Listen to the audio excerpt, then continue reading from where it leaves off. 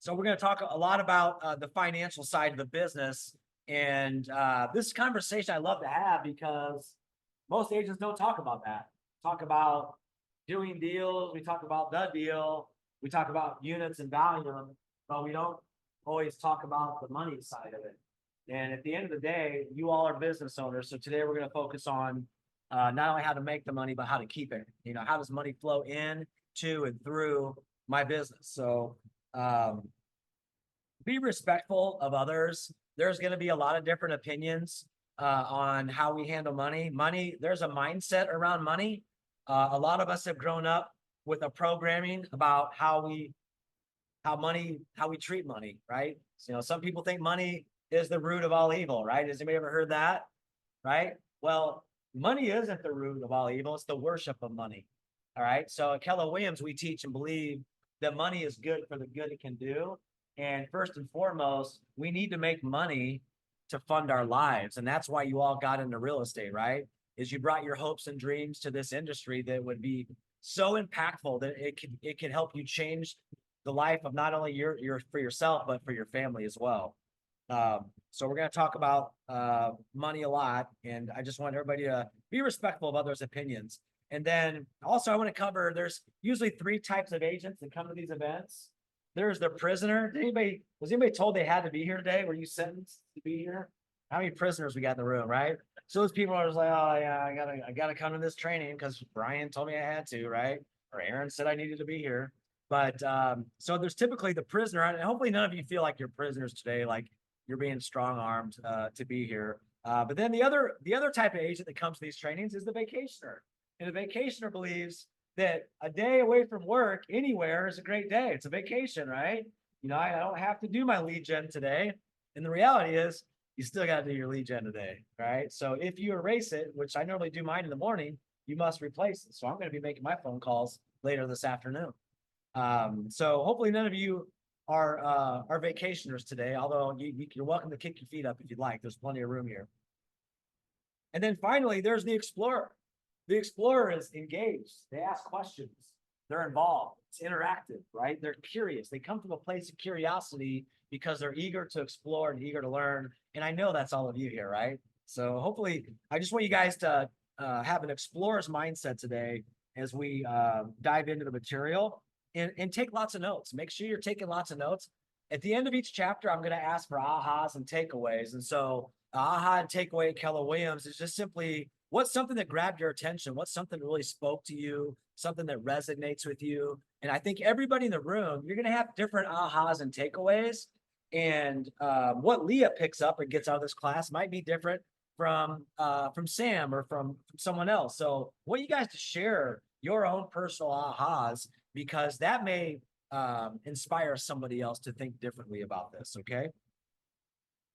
And then finally, I want to thank our sponsors. DR Financial is here today. So Caleb Ellington. Wow, wow. The better looking Ellington. Mark Ellington is here with DR Financial. And Mark has been here really last several years. And we have Mark on hand as a financial expert. His company does tax planning. They have CPAs and attorneys. They do they set up business entities for a lot of our agents, and they're a valuable partner with us because they help agents not only create tax shelters. I hesitate to use that, but because we all have to pay our fair share. But they help structure your business in such a way that you can keep more of your money if you're set up right. Right. So we all have to pay our fair share of taxes. But at the end of the day, I've known countless agents that have paid way more than their fair share because they weren't set up the right way. So Mark Ellington will be on hand to answer any questions. And if you guys, haven't set up your business properly, because we're going to talk about banking today, we're going to talk about setting up accounts. And I'll share with you guys exactly what I've learned and what I've done over the last 17 years in real estate to really position myself in this market. We're in a down market. Is anybody else aware? My agents are dropping like flies this last year. I mean, it's the market is, or the industry the market has led the industry to finally start correcting itself. So a lot of agents are really struggling to make it. So we're gonna talk about that as well. Let's dive into the material though. So you guys are here, profitability, agent financials. Feel free to unmute yourselves because I can sit up here and I can deliver this material. Again, this is going to be a two-way conversation. I want your guys participating. But I want to know before you leave today, why are you here? What are you hoping to learn today to get out of this class that you will be able to apply to your business that's going to help propel you forward? Does anybody have anything? You know, you're all here. So tell me why you're here. What are you hoping to get out of this? What questions do you have? What do you want to learn while we're here spending this time together this morning from 9 to noon? I think I went through this last year. Okay. I couldn't remember. Yeah. So it's more of a refresher and just kind of make sure I'm still on track and. Yeah. Well, hopefully to learn thank some new you. things. Thank you for your commitment to mastery, because mastery in anything is you do something over and over and over and over again until you've mastered it, right? And so I often think of the career visioning class, which is a series of classes that teaches us how to identify, attract, train, and retain talent. I've been to that class 12 times and I still haven't mastered it. Okay. I've gotten a lot better, but to me, that level of mastery that I'm seeking is I haven't attained that yet. So thank you for your commitment to mastery in your business and being here again, because the reality is, and I was going to ask this, how many of you, this is your first time being here? Sam, Frankie, you were here last year. You guys at home, just type that in the chat. Is it your first time being here? Have you been here a couple of times? First time. I see Leah's hand go up. Jesse, how about you? First time being here? Awesome. Awesome, Adriana. You're new to real estate. So this is great because you guys are going to get business training today. So sometimes we work in our business. Today we're working on our business. And I'm so grateful that you guys are learning based and you're here and you're committed to your own mastery. Because guess what? You're all business owners. You got your real estate license and you think, hey, I'm out there helping buyers and sellers accomplish their goals. But at the end of the day, what you've done is you started a business.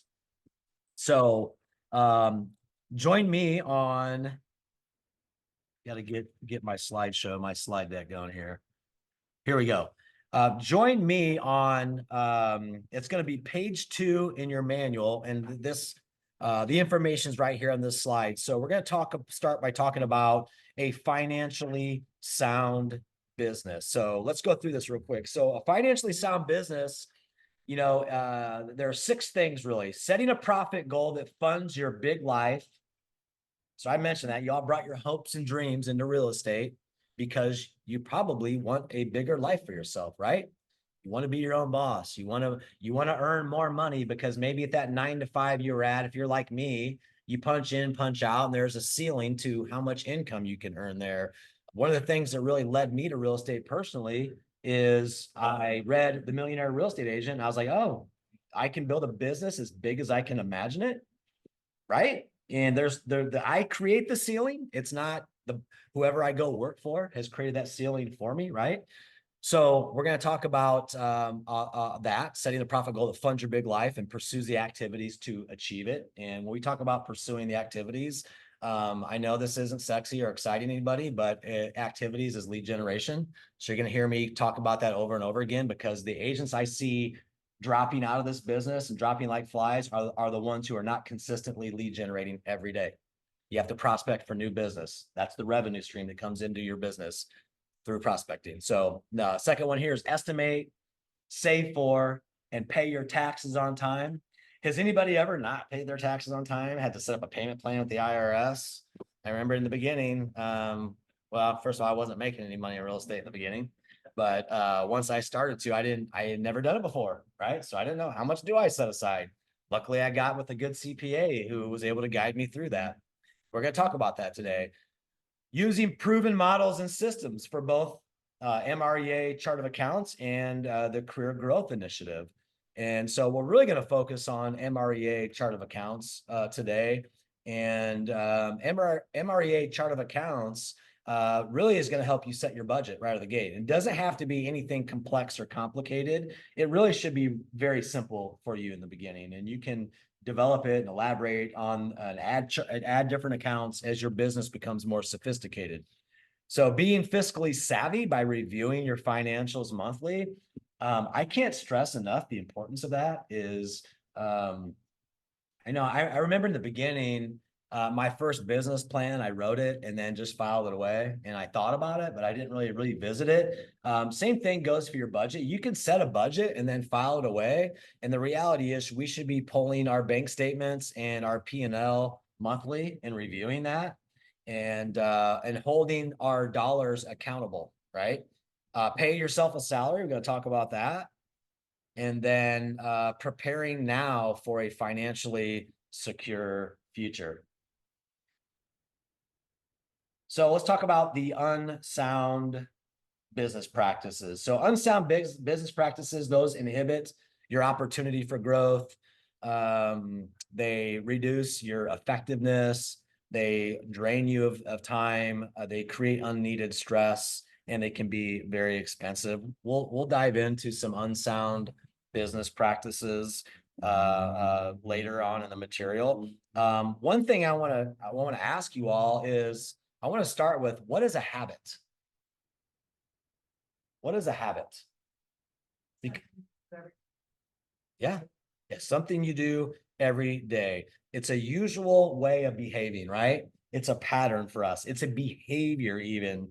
It's a practice. I get in the habit of, brushing my teeth every day. We've all done it since we were kids, hopefully, right? At least once, twice, even 3 times a day, right?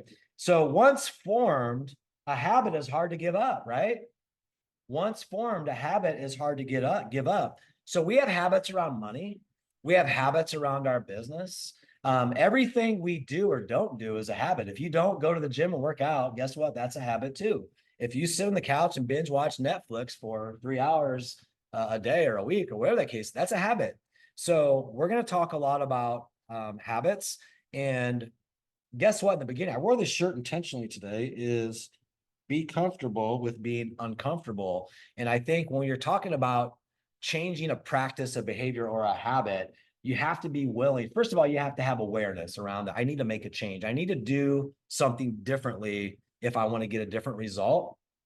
But then secondly, it all becomes a habit. So what unsound financial habit do I have that I need to get rid of? And then what healthy habit financially can I replace that with? So we'll talk about some of those things. I'm gonna call on people and ask them to share as well. And they can be very, very expensive. So by the way, the one thing I'm gonna back up here.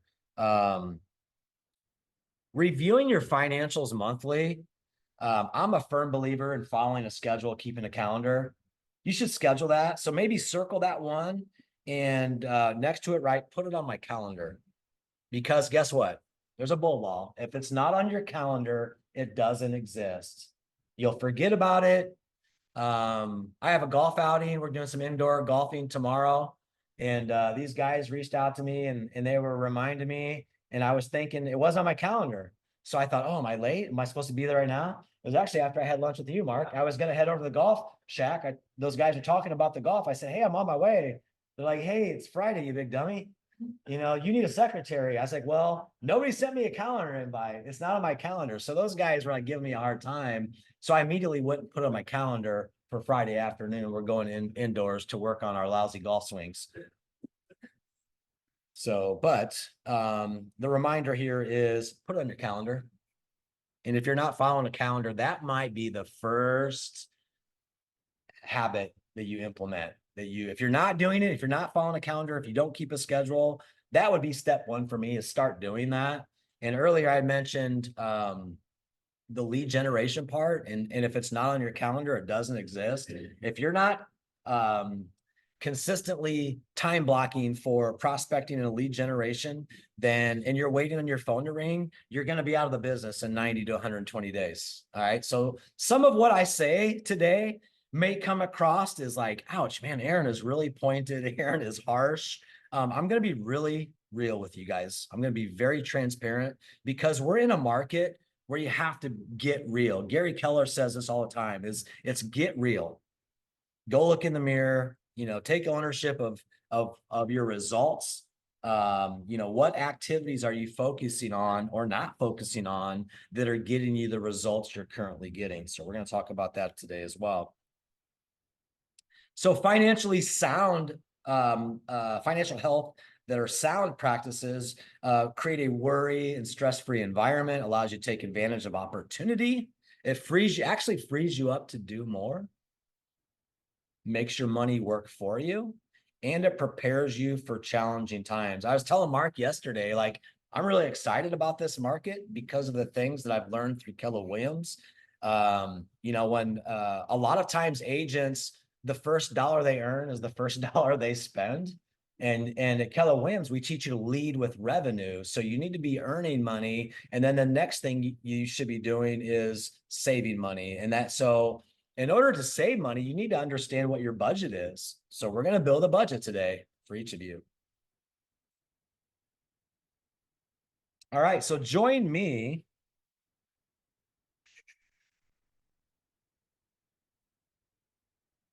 Moving through this stuff pretty quickly. I'm on slide 6. Before I start talking about the financially unsound business, I'm going to wrap up here. I'm on page 3, which is your business. And I had some notes here just to talk about surrounding yourself with the right people, right? So we've all heard that you're an average of the 5 people you spend the most time with. Well, not only is that true in your personal life, but also your business life. So surround yourself with good people, mentors, professionals, etc., will impact every area of your life. So looking back at my own journey, I would say there was a little bit of luck involved.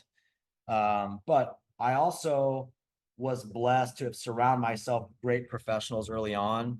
When I first got into real estate, my mentor took me over and introduced me to Denny Sutton, who's still one of the attorneys I use to this day, who set up my business entity and LLC for me. We went over and met with a CPA, and I have switched CPAs as my business has grown, but just having those people in my corner to advise me right out of the gate allowed me to establish some really good and sound business practices that set me up for success. So who you surround yourself with does matter personally and professionally.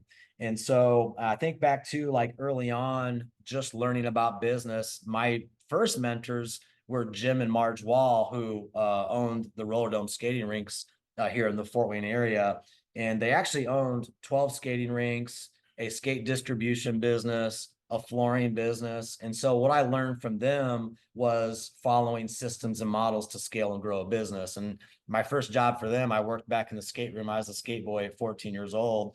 And every job there had a checklist, and every skating session had a checklist. And you had to do certain things and initial it for each session. And they'd come around and make sure that you did what you needed to do, because they knew that by following systems and models, they could predict an outcome. They could provide an experience that was consistent for the patrons of their business. And the same thing holds true for real estate. So I started learning about business systems and models and best practices to scale and grow back when I was 14 years old. So very, very fortunate to be surrounded by great business people almost my entire life.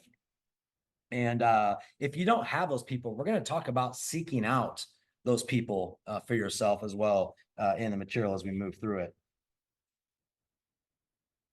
So let's talk about the financially unsound business. So I want you to read through the 2 scenarios on page 4, and then study this graph here. And then I'm going to remind you, Mary is a solo agent as you're reading through this, and her cost and expenses are very low. So at home, do you guys have the materials? Were those emailed out to you by chance? I'm going to read through this then. So scenario 1, new agent Mary earns a commission of $9,000. Okay. Are y'all following me so far? All right. And after paying her broker, she receives a check in the amount of $5,000 $760. She deposits it in her personal bank account to pay for personal credit card debt and household expenses. All right. So commission of $9,000. Mary pays her broker, and the check the broker cuts Mary is $5,760. She puts that in her personal account. So that goes in Mary's wallet. There's no business savings there, and there's no tax money set aside either. So scenario 2 is new agent Mary receives her check in the amount of $5,760, and she deposits that into a business bank account to cover her business expenses. So she pays herself a salary of $4,032, which goes into her personal banking account.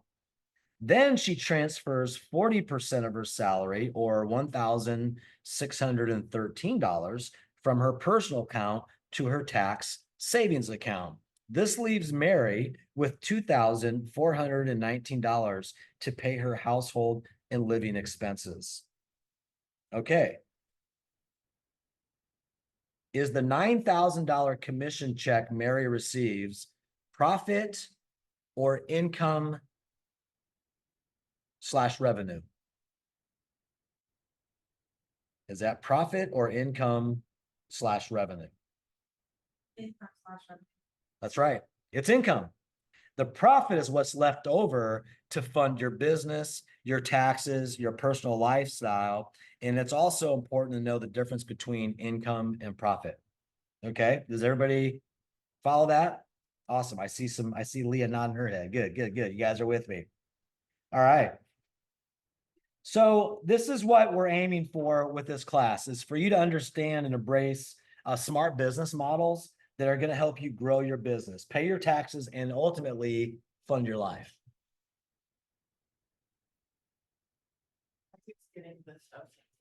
Oh, perfect. Okay, thank you.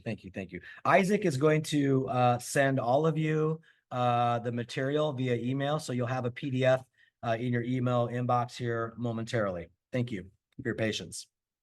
So let's talk about your numbers, your success. So I'm on page 6. Your numbers tell your story. What does your story tell about you and your business, right? So how many of you know your weight? And I'm not going to ask you guys what your weight is, but how many of you know your weight? How many of you know the number of miles on your car? Okay. All right. How many of you know the amount you pay for rent or for your mortgage each month? All right. I see a lot of hands going up. Now, how many of you know the numbers in your business? So I saw a lot less hands go up, right? Right. I saw some smiles. Look at Jesse home. He's like, got us. He got us. All right. So numbers are the language of business. And I hear it all the time. I hear agents say, well, I'm not a numbers person. Well, if you're a business person and you want to be a successful business person, you're going to have to become a numbers person. So you guys are in the right class today. All right. You know, the first step to making change on anything is awareness. So if your response or you're thinking, well, I'm not a numbers person, you're going to be. If you want to be a successful business person in real estate, then you're going to have to start learning and studying and paying attention to your numbers, or else you'll be like many agents who, when asked, where's all your money? They'll say, I don't know where I'm. Good morning, Danny. So we're going to talk about that today. So here, how do I measure my success? Here at the bottom of page 6, how many of you are keeping score on your gross commission income, or GCI? This is just kind of a checklist, right? How about volume? How do you a lot of agents know how much volume they sold last year, or how many units they closed, right? An agent can have an impressive volume and number of units, and it doesn't necessarily translate to profit. So I know Gary Keller requires that you submit your P&L before you're allowed to get up on stage with him, because a few years ago, not so long ago, there were agents getting up on stage, and they sold 500 units a year, and we did 300 million in volume. Our team did, and that sounds really, really impressive. But after all their expenses were accounted for. Their businesses were either even, or some of them were even in the red. So units and volume to me is nothing more than a measure of your ego and the accolades that you've acquired or accumulated through that production unit and volume count. Has no bearing on translating to profit in your business. So 99% of all agents keep score of GCI, gross volume, and also units. But I want you guys to circle this one on page 6, net income and profit. That's the true measure of any business. That's the true measure of any business. Down below that, money in the bank. If you got money in the bank, I guarantee you're going to be in a much better mood than you would be if you don't. Multi-year trend reports. So you all have access to reporting for your business. You have an individual agent multi-year trend that's available to you at mykw.kw.com. If you click on reports under that website, you'll be able to access your multi-year trend report. That's a great way to know your numbers and track your personal business. And a lot of you, when you go there, you're going to be really depressed. You didn't take any listings this month. There's no listing volume. There's no profit in your business because you didn't prospect and lead generate consistently. I told you I was going to be pointed today. So that's what it all comes back down to, is the activities that are driving revenue in your business, right? So, and then the final one is the language of real estate. We call that the lore report. And so if you guys want to write this down, I'll tell you what the lore report is. There's 8 different categories we track in real estate. It's a universal language. It doesn't matter what company you're with. It's listings taken units, listings taken volume. That can be for your market center. That can be for your personal business.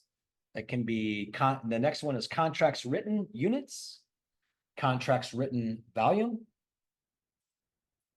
active listings units, active listings volume.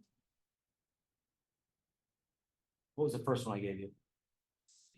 Listings. Okay, then the final one is closed units or units sold and units sold volume.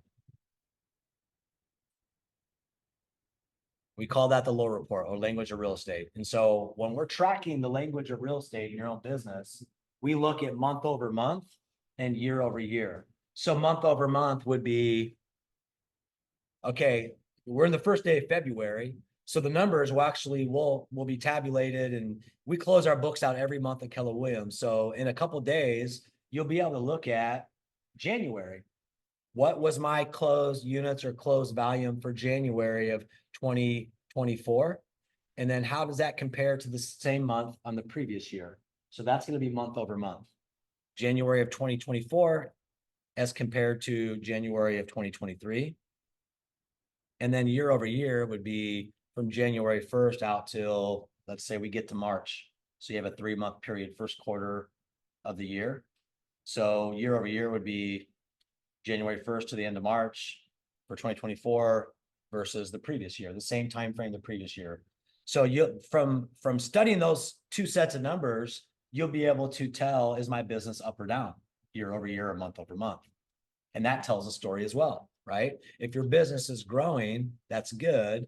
If your business isn't growing, how is the market impacting and what activities am I taking to get the result I'm getting, right? So it just allows us to self-evaluate and have an awareness around how is our business trending, up or down. And what that allows us to do then is make adjustments.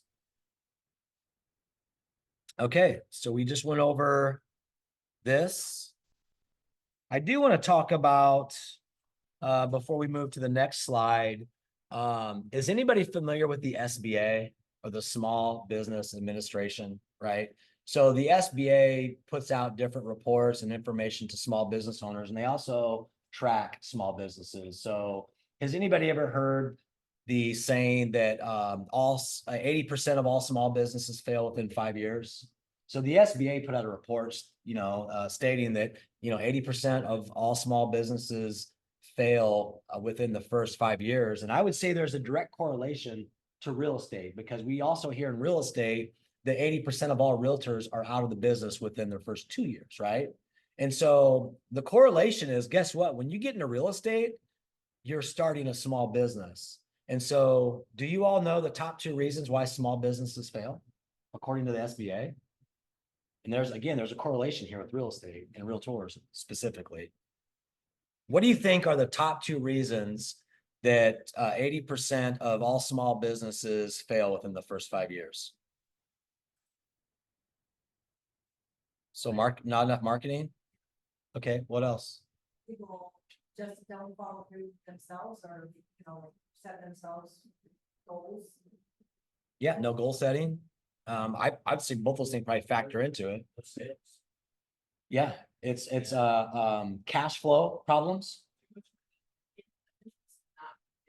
Yeah. So what the SBA says is the number 1 reason is they fail is they're undercapitalized. So and that makes sense to me, because guess what? There's such a low barrier of entry into real estate. You take the class, you pay for some cards, you join the board, and I would say realistically, you could get into real estate and start a small business for about $3,000. Do you think that's really enough capital to start a small business? So I think the reason a lot of agents get out, they get out, is they're undercapitalized. And that's what the SBA says as well, is the number 1 reason small businesses fail, 80%, is within the first 5 years, is they're undercapitalized. So not everybody's in a position to do this, but really you should start your real estate business with 3 to 6 months reserves as well. So you have to have a budget, know what are my fixed monthly expenses in my real estate business as I'm starting up. And I want you to start thinking about and making a list of those things. And maybe for you as an agent, it's like, well, I'm driving these buyers around and it's just gas or my phone, right? So your expenses as you're getting started really aren't that much, but you need to know what they are. And you should have reserves in tow to make sure that you can weather the storm of any market, including this market. This is a really challenging market we're in right now. So a lot of people are getting out because guess what? They were undercapitalized and they don't have reserves to help them fund their business through the slower times. So that's the number 1 reason. And the number 2 reason is revenue issues, cash flow problems. Because guess what? In real estate, we prospect, we make a few phone calls, we get a client, and we get really excited, right? I know I do when I get a new client.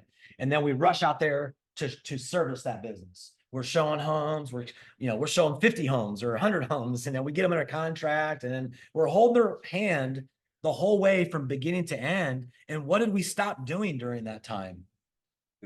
We stopped prospecting, right? So again, I want you guys to pay really close attention to me today.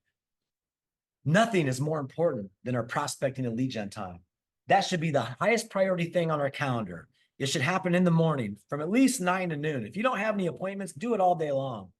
But you should never waver from that. Usually what happens is we get really excited, we get a client, and then they want to go out and look at homes the next morning. And so we don't go into lead gen and prospect. Well, I'm available at 10:30 a.m. Stop doing that. You should be setting an appointment with yourself to lead gen and prospect every day, because that is the economic motor for the engine of your business, right?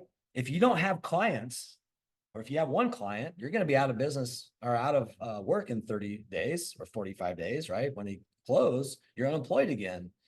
The only way you're going to stay consistently employed and have a consistent flow of revenue coming in your business is if you treat your business like a business. You work by an appointment like professionals like doctors, lawyers, dentists. I mean, you don't call your dentist and say, hey, I'm going to come in tomorrow to get my teeth cleaned at 8 a.m. do you?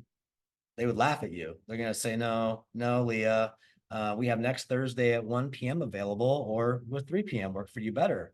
Why aren't we treating our clients that way? Hey guys, I have appointments today up until noon. They don't need to know it's your lead gen or prospecting time. But nonetheless, that should be on our calendar consistently, doing it every day so that we can keep feeding that sales funnel, right? With new potential business. And if you need help with that, we have coaches here, Ben and Brian, myself. We're doing script and role play practice in the morning before we make our own calls. And if you need help with generating leads, we can coach you and help you on that as well. So I'm going to get off my soapbox on that, but I do think that's a vital part of our business that most agents don't take into consideration. And it's why I see so many people getting out of the business right now, because they're buying Zillow leads, which is marketing, right? To get a lead, and they haven't made the foundation of their lead generation plan built on prospecting and just make talking to people, contacting people. It can be joining a networking group that puts you in a room of 30 to 50 people or more, that gives you an opportunity to share with everybody there that you're in real estate. And I can guarantee you, when people find out you're in real estate, the most common question they're going to ask you is, how's the market? And that gives you the opportunity to start a conversation with them. So let's dive back into the material. Okay, so I'm on page 8, and there's an activity. And the question here is, what will you do with your profit in your business? So I want you guys to dream a little bit, because we're talking about a big life. And now that can mean a lot of different things to each one of you. But to me, big is the opposite of small. And so for me, a big life is being able to wake up and do whatever I want with the ones that are, nearest and dearest to me, the most important people in my life at any time. Right. And so if we want to go on vacation to Disney, I want to be able to wake up and do that. That's a big life to me. Like, hey, we can plan a vacation quarterly and go experience different things. We like to travel in my family. So that might mean something different to you, though. So I want you guys to write down here below where it says, envision your big life. Write down the dreams you intend to fulfill with your profit, and be specific. I will provide my children's education so that they are debt-free when they enter the workforce. You know what? I almost feel like I consulted with the writers of this material, because that's my big why right now. That's exactly my big why right now, I have it written down here, pay for my children's education so they can enter the workforce, leave college with the degree of their choice, and be debt-free. And guess what? This May, my daughter graduates with a master's degree in artificial intelligence from DePaul University with no debt. And she is already out interviewing for jobs. So May of this year, the first of 3 children I will have fulfilled that why on, because it all started with just dreaming big. So back in the day, guess what? We just signed up and started throwing a little bit of money at a 529 plan. So, whatever our budget would allow. And, 529 plans are investments that you can use towards education. And so we have money sitting in that now that we haven't used, that I intend to use for my boys. I think that'll help us as that continues to grow, to help ease the burden of paying for education and college specifically down the road for my next 2 kids. So, but that I want to hear from you guys. What will the profit do for you? So take a moment and write that down. How much profit will your dreams require? And then my third question is, how do you intend to achieve that profit? My answer to that is going more listing appointments. But then finally, who'd be willing to share their dreams? Who'd be willing to share their dreams? Affordable housing, What does that mean to you? well. Affordable housing, basically putting some homes, flipping them, making them affordable, 3-bedroom, 2-bath, what everybody wants. Yeah. But to get that in today's market, it's 200,000, if not more. Yeah. So affordable housing to me and my husband, especially for first-time home buyers, is like 150, 120. Yeah. So that's my dream. That's our dream, is to do affordable housing. Okay. Be able to Exactly. provide that to young people wanting to buy their first home. Person who. Love that. That's a great dream. Anybody else? Anybody want to type it in their chat? You guys can unmute yourselves as well. What do you guys have at home? What are your dreams that you'd like to fund in your big life through profit from your real estate business? I'll share, Aaron. It's Adriana. So my husband works a really demanding job and I am a stay-at-home. So I'm noticing now that I get to spend so much time with the kids, how much he's missing every day. Yeah. With this high demand job. He really wants to take a civilian job with the Air Force in medical acquisitions. And to do that, it would be a significant pay cut. So my why is to get us there. Where is he comfortable? What do I need to pay down, pay off, supplement so that he can walk away from that and be more available to our family and our kids while they're young? And I love that. And are you able to put a number to that? Are you Been making a list of those things? been working on that. I think it's gonna be a slow go, but I think right now I'm like targeting 60,000. So Okay. Okay. So you know what? That's really probably not, you say a slow go, but things happen gradually, then suddenly. If you chunk that down or divide that between, and I know you're new to the business, but the average commission at our brokerage is about $7,500. So, you could easily do some math and determine how many homes do I need to sell in order to generate that kind of money, to create that freedom for you and your family. And I think that's a great why and a great big goal. And I think that's going to be very meaningful for not only you, your kids, but your husband as well. Because as a father myself, I can relate to that. Early on in my real estate career, I was working evenings, weekends, Friday night, putting deals together late. And my epiphany and aha was I was actually at the office one night, a Friday night, putting a deal together, and there was another agent there. And if you guys have heard this story before, I apologize, but I'm going to share it again. There was an agent that I really admired because they were so successful, but then my heart got heavy and sad because that agent had also been married 4 times, didn't have a relationship with her kids who were all grown, and real estate had consumed her life so much that that's all she knew. So she was still doing that 35 years later. And then my aha was, I don't want to wake up one day, my kids are grown and they don't know me. So that's when I started on the path of creating balance in my life, because I believe we all deserve a life outside of work and real estate. Now, having said that, in the beginning, you're going to work evenings and weekends. And if you're dual careered, you're going to work evenings and weekends. That's just the sacrifice you're going to have to make the first couple of years. But I remember telling my wife, like, if I'm going to make real estate a reality for us, then I'm going to have to go all in over the next year and set some very specific and clear goals. And the sacrifice that we're going to have to make as a family is, for the next year, you're not going to see a lot of me.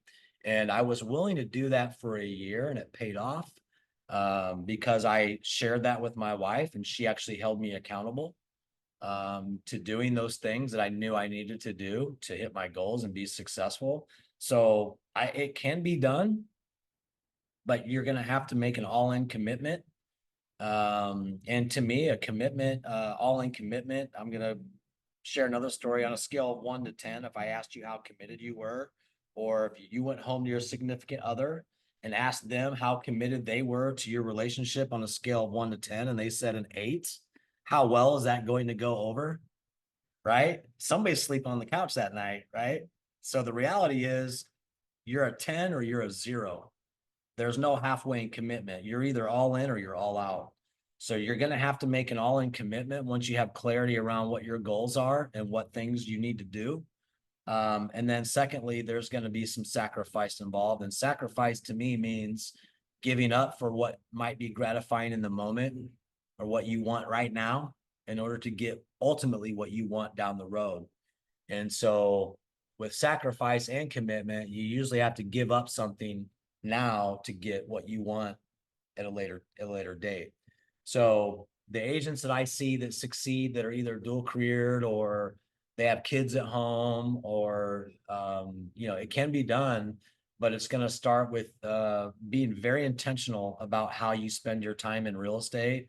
And I can't stress enough having a very solid lead generation plan in place that has 3 or 4 pillars of leads coming into you. And I would say calling your database is one, and adding value to those people, being the economist of choice in real estate to everybody that already knows you, likes you, and trusts you, because those are the people most likely to do business with you.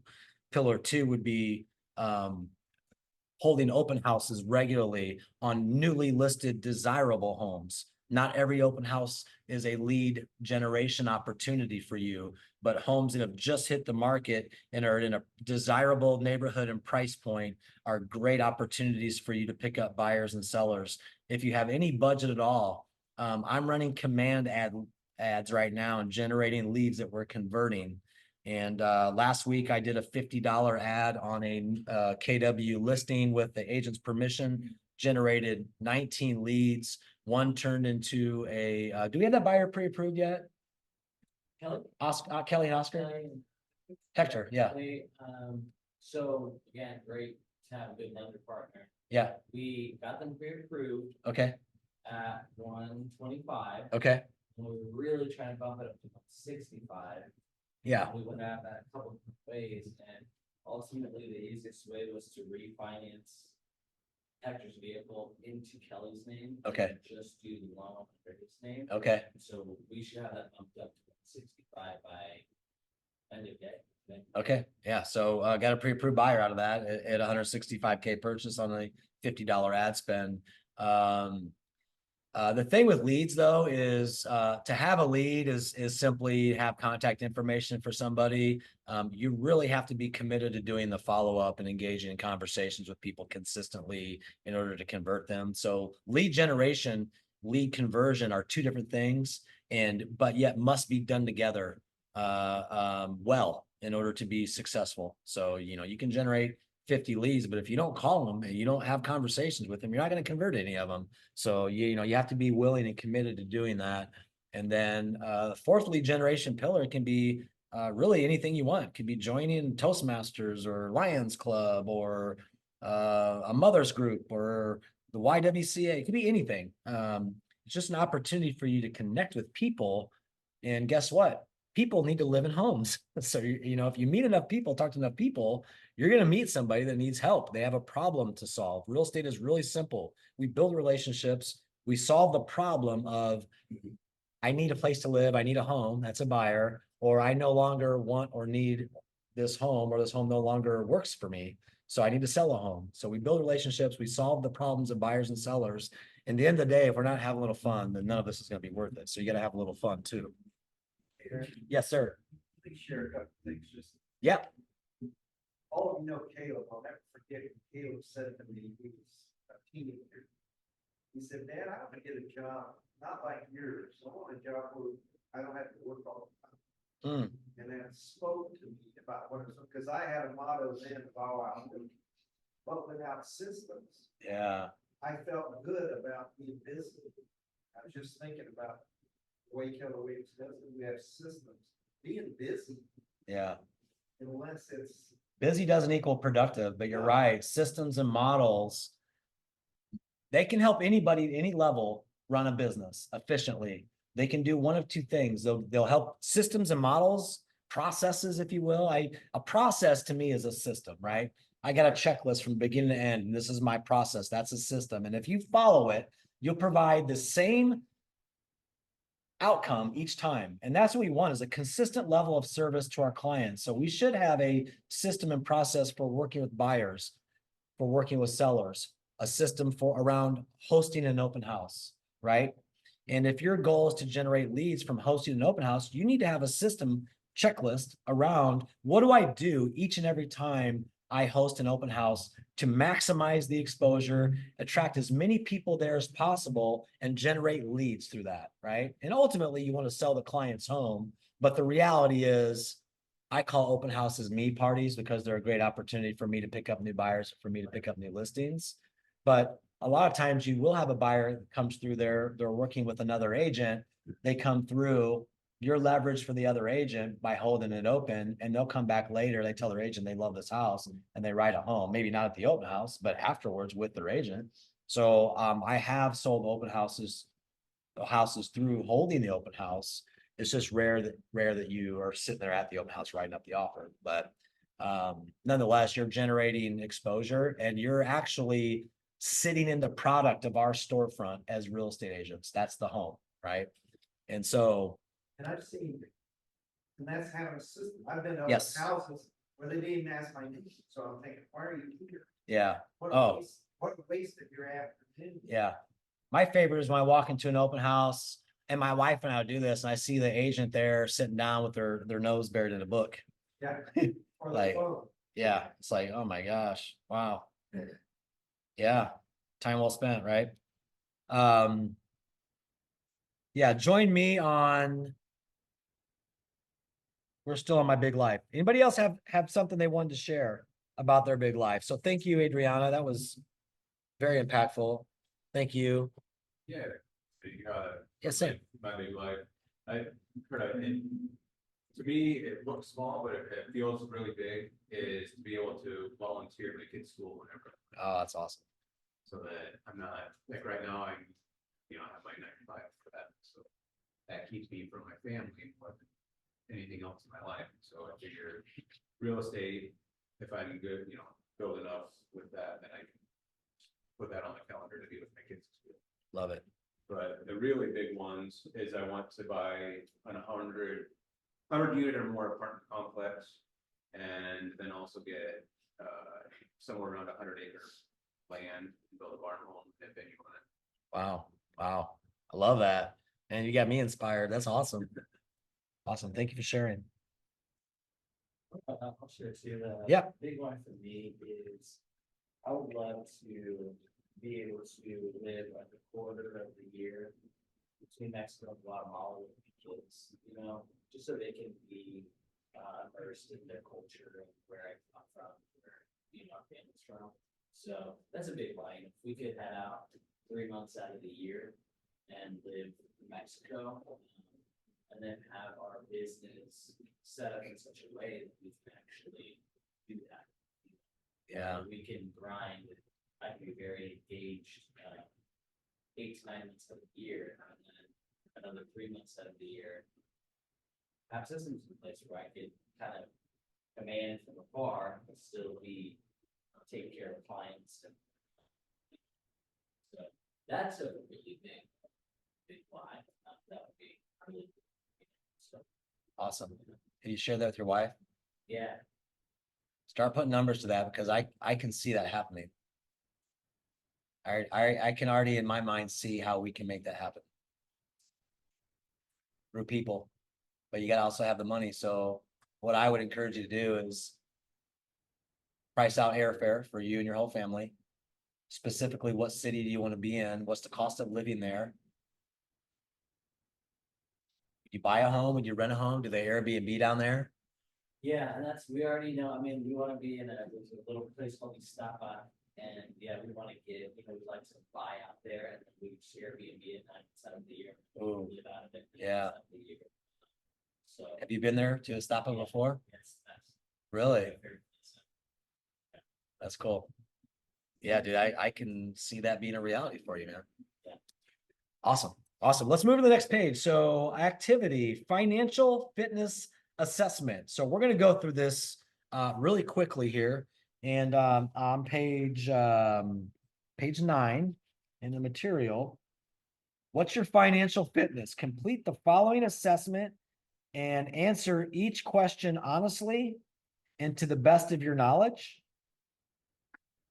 I'm going to get you started, but then I'm going to go check with Isaac because I want to make sure that we get Leah the materials here. So, do you have a profit goal for the year? Yes, no, or sometimes. So go through these 17 questions. I want you guys to answer those and I will be right back.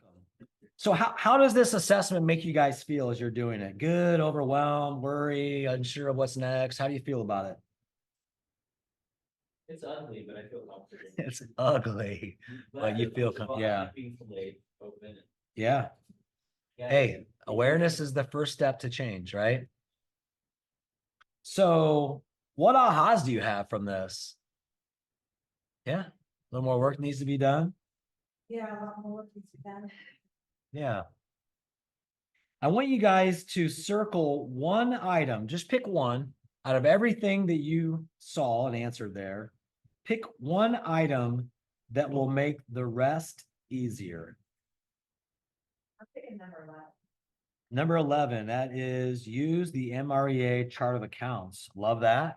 Welcome, Josh. How you doing, man? Sorry about your flat. I heard about that on the way in.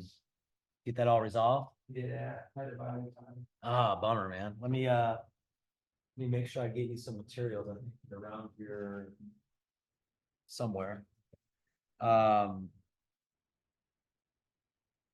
circled number 7, have a tax advisor, CPA. I see. Now I have one, but you may or may not. I would say if you don't, that would be one I would give consideration to. Number 14 stood out to me. Know what it costs to your business, you make no money. I Mm, think that's really important. Yeah. Very important. I feel like, when you're starting out, I'm still at that place. I think managing money is not necessarily easy, but it's a lot easier when you have money. Yeah. Because there's something to manage versus where you're first starting out and you're like in the chaos of, well, this is great. I know what I need to do. I need to put 10% here. I need to do that. And I need to do that. But I've got a mortgage and I've got kids to feed and Yeah. I'll take care of that at the end of the year. I'll figure it out because you know what I mean? I can't have my water shut off.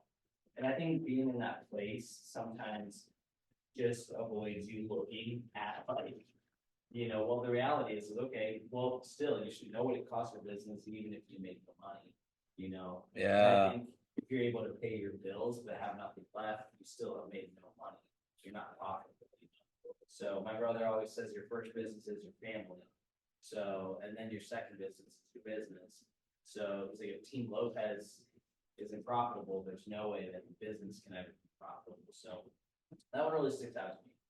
Just to be able to say, hey, even if you're in the kind of the chaos of just starting, trying to make it, and you still need to, have that like, hey, this is what it costs though.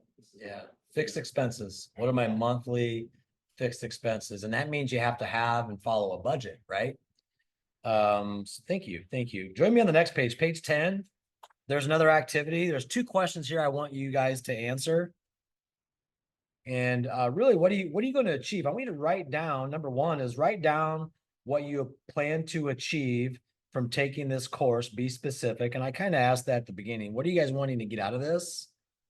So I want you to write that. And then the second question is, from what you've learned so far, choose one thing that you will do today to move toward your financial goal. So as you guys are answering that, I'm going to go track down some materials for Josh real quick.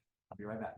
What do you guys answer? What do you guys write down? What's the one thing you've learned up to this point you're going to take action on? This is big for me, I circled, a written down budget for our business. But I also kind of like a budget for like our family as well. Yeah. Happen for family, like if we're in for the business, we also have to have like what's coming out for our family and what's going on with Kayla and things that cost just money. Yeah. So I did in here, like, basically what I want to get out of this class is the way to just like make a firm budget that we do I don't want to say do our best as a goal, we were told like the words that we're supposed to use, so I want to do a firm budget that we don't sway from. Yeah. And then having a system in place to sit down and look at every month that includes our budget and adjust where we need to. So we don't sway from the number of the budget, but if something's working better than others in our system, we can adjust our budget as we need. Yeah. I've taken everything I've learned from Keller Williams, and actually I run my house like I do my business now. I have personal accounts that mirror my business accounts as far as how when money comes in, where do we move it? What do we do with it? And then setting the budget too. So these are some practices I've learned at KW is, one, I don't treat the money like it's my own. I'm a steward of it because we profit share. I treat it like it's our money because it really is. And that means you hold every dollar accountable because, it's not just mine, right? So you shouldn't treat your money that way because the reality is you're not gonna take any of it with you. When you finally expire, there's not gonna be a U-Haul behind the hearse. So really, we're a steward of the resources we've been entrusted with. So what I do on my personal home budget too is you know what your mortgage is. So every month when you pay your mortgage, if your mortgage budget is your mortgage payment, then the variance is gonna be how much? 0 each month, right? The budget versus the actual should be the same. Now, you may have other expenses, like maybe you set up a food expense for grocery and eating out. There, that might vary from month to month, right? Now, if you guys ate the same meal every day, you probably get really narrowed down and accurate on what that budget is for. But you can easily track that for a couple of months and say, okay, we're spending $500, $1,000, whatever the case may be, depending on your family size, a month on food for grocery store and eating out. But what we do at our house is like we have a budget and then we set an amount. I do this with the office as well. Anything that is not included in the budget or it's $500 or more outside of what the budget is needs to be discussed with other people before it's approved.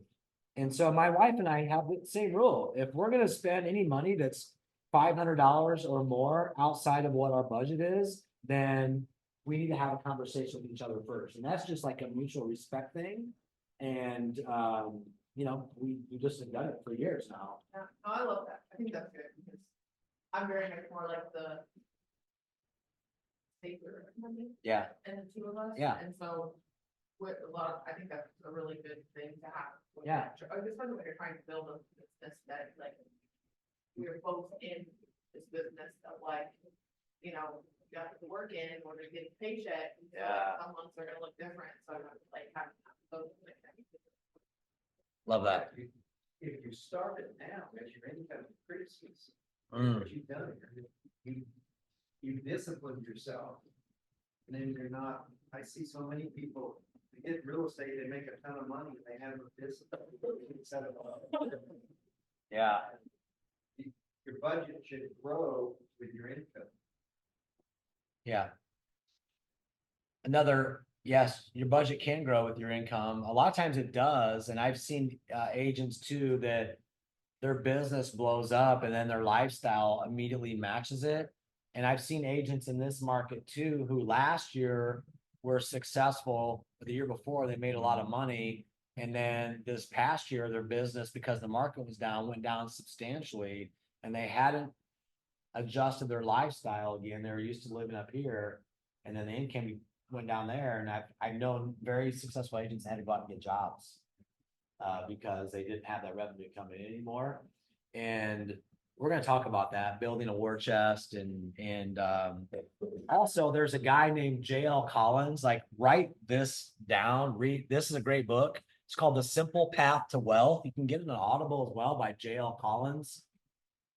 I read that book and it I don't want to say necessarily changed my mindset around money, but it did change my approach to investing money and also budgeting.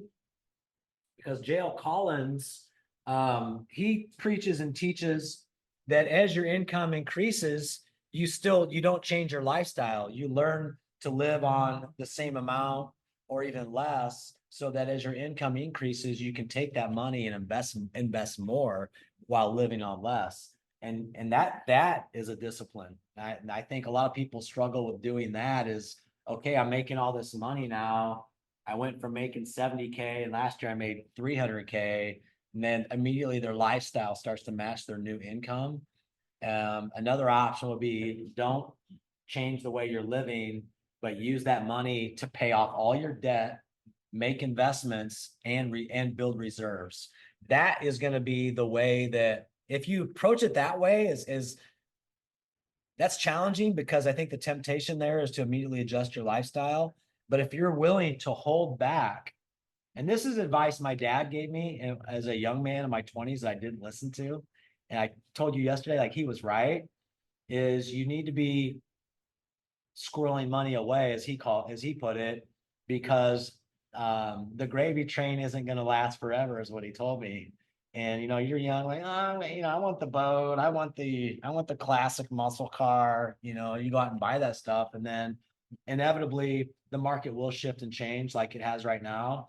And now is the perfect time to get used to doing more with less and start building that reserves and that war chest. And again, when I got in the market 2007, 2008, it was much like this. It was different, but it was still really rough. Things were slow. People were getting out of the business. And I learned to live then like I live now, like I was living then, and really haven't adjusted a whole lot to our lifestyle since then. But that allowed us to build reserves. So guess what? When this market came along, I'm excited about it because now I have reserves. I've lived on less this whole time, and we have reserves that will allow us to take advantage of opportunities that are going to be coming up. So, and that's discipline. That's really hard to do for a lot of people because you have the money you didn't have before, and then you immediately you want to acquire things, right? It's very natural to want to do that. Budget keeps you from the impulse spending. Yes. Yep.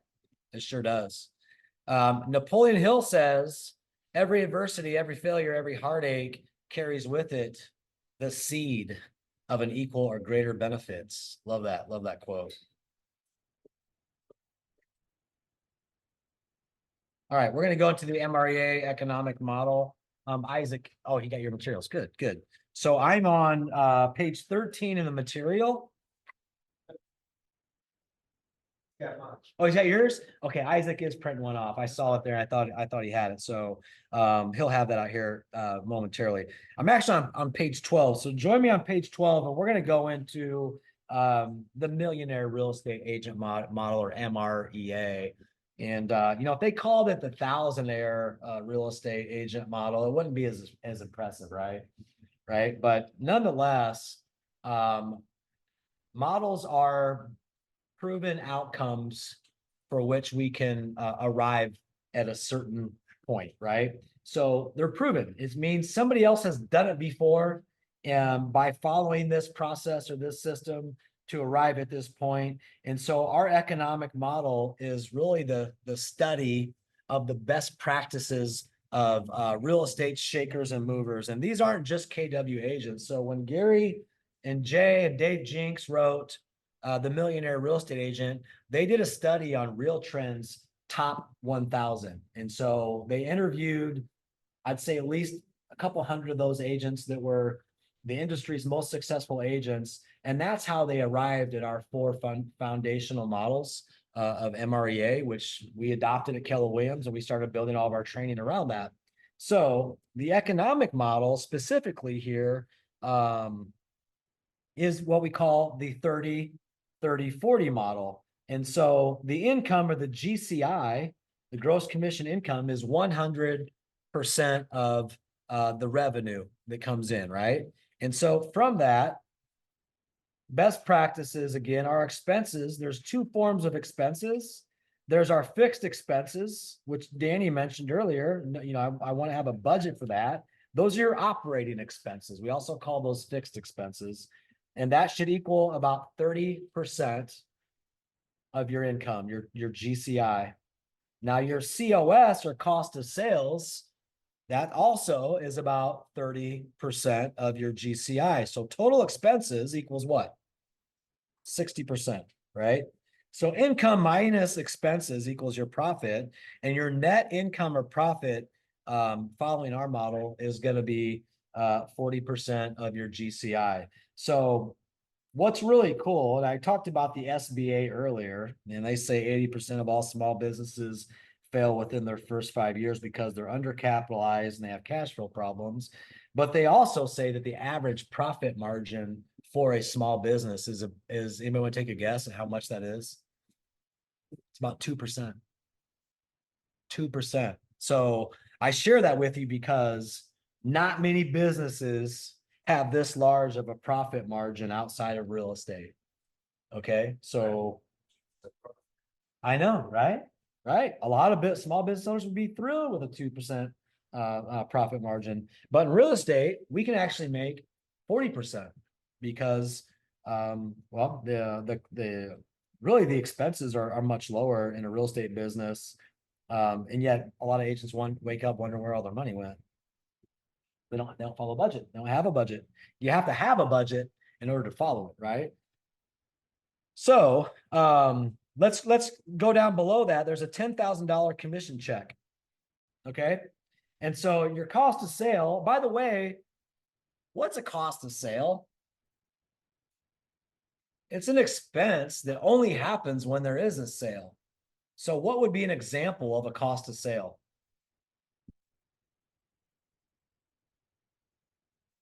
Nope. No. You're spotted. Photography could be a cost of sale, but you could also put that under marketing as a fixed expense. Wouldn't your split be a cost of sale? Your You don't split, charge- what you pay your broker. What you pay your broker only happens, the split you pay your broker only happens when there is a sale. If you have a buyer's agent, so if you build a team and you have a buyer's agent and that buyer agent's on a split with you as the rainmaker, that's what their portion that they keep and get is a cost of sale to the business. So there aren't very many cost of sales in real estate, but what you pay your broker is your cap. Your cap is going to be one of them. Your cap and your royalty. And then your operating expenses. So those are going to be like your gas, because you're going to have gas regardless if you have a sale or not. If you have a private office and you pay rent somewhere, printing materials, marketing materials, you could even say photography. I personally, I book photography as an operating expense instead of a cost of sale. Because you might pay for a listing to have photography and it may not sell. Right. Right? So it's not necessarily, it can be categorized as a cost of sale, but most people are going to categorize it as a fixed expense. And then what's left over is your profit.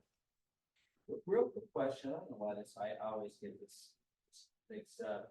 So GCI, are they saying, hey, that's the commission check that you as a realtor are getting cut after any split that you are on, right? It's not saying. Not necessarily. That would be an AGC, adjusted gross commission, after the cost of sales taken into consideration. So another cost of sale would be a referral fee, right? So if an agent from outside of our market refers a buyer or a seller to you and you have to pay them a referral fee, 25, 30%, whatever it is, that too is going to be a cost of sale. Referral fees are.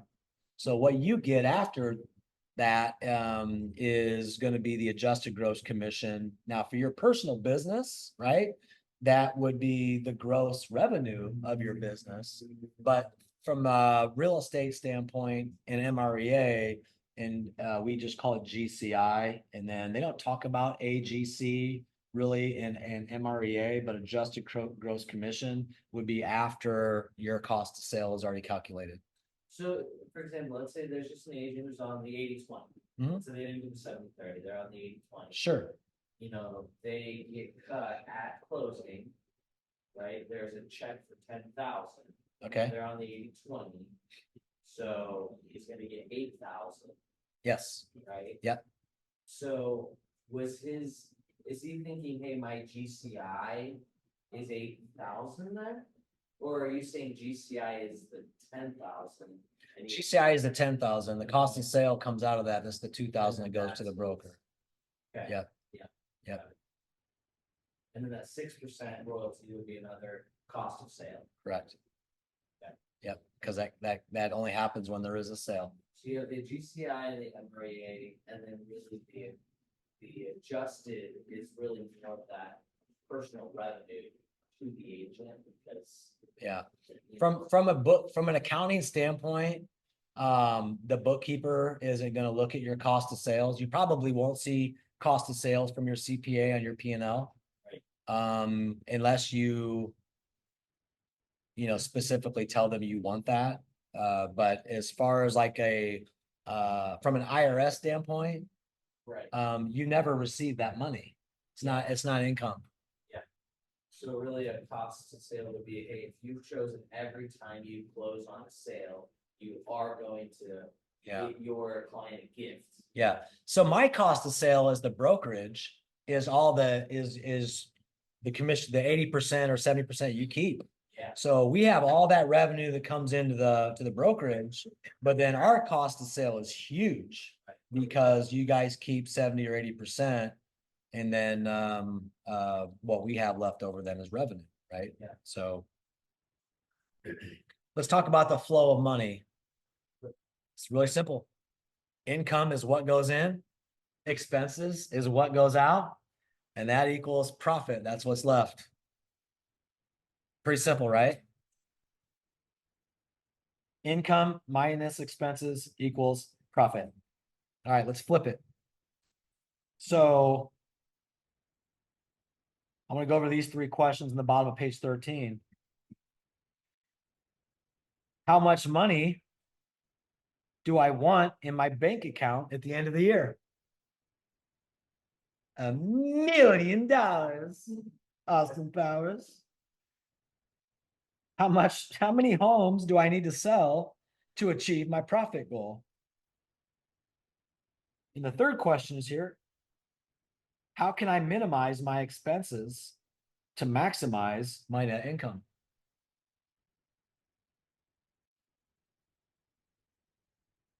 Pretty simple, right? I want you to think about that. Maybe even write your income goal there off to the side. You know what that is. How much money do you want in your bank account? You guys can answer these questions. It might help you.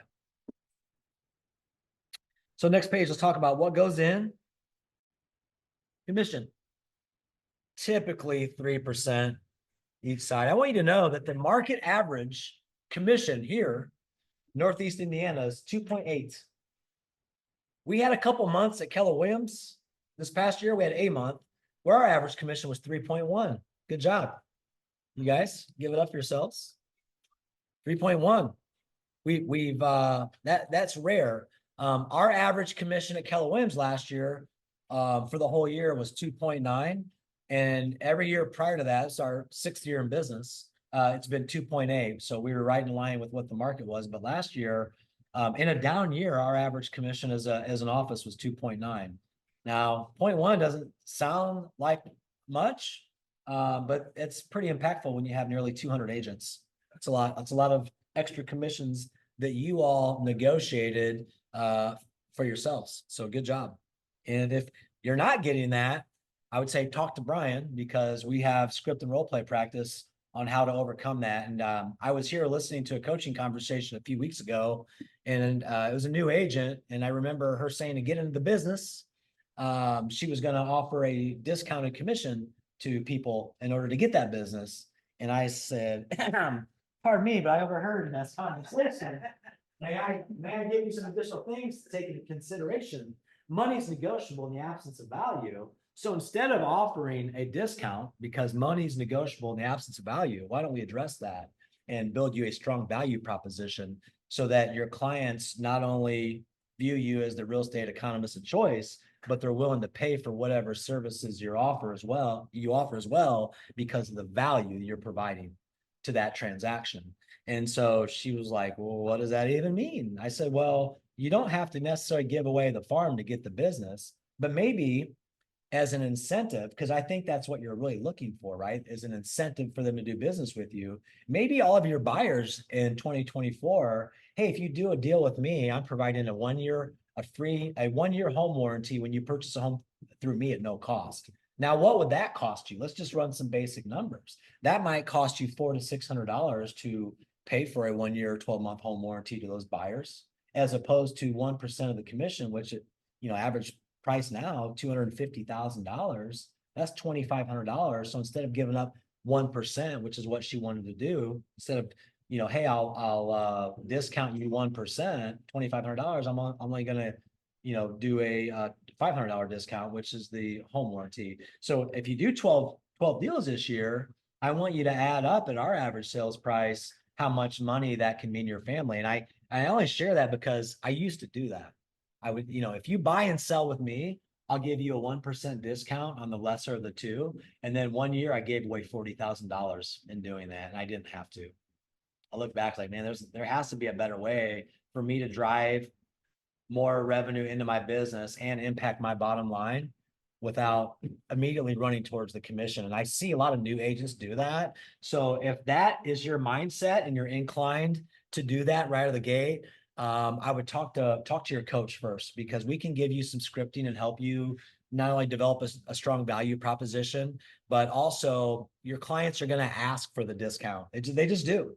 They just do, because everybody wants a deal. Everybody wants a deal. And everybody also, what they're really looking for is value. They want to make sure I'm getting value out of this. And so if you're equipped on how to respond to that without just saying, yes, I'll do it, but which a lot of agents don't know how to respond. Hey, will you give me a discount? Yes. Will you give me a discount? Yes. My answer is there an F in the word discount? And they're like, no. I'm like, that's right. There's no F in discount. I'm kidding. You can use that, but I'm kidding, right? But the reality is, it's my most common response is when they want a discount. No. Anything else you'd like to discuss about that? I'm not a discount broker. You know, I believe in the value I bring to you and to the transaction. And there's some other stats too.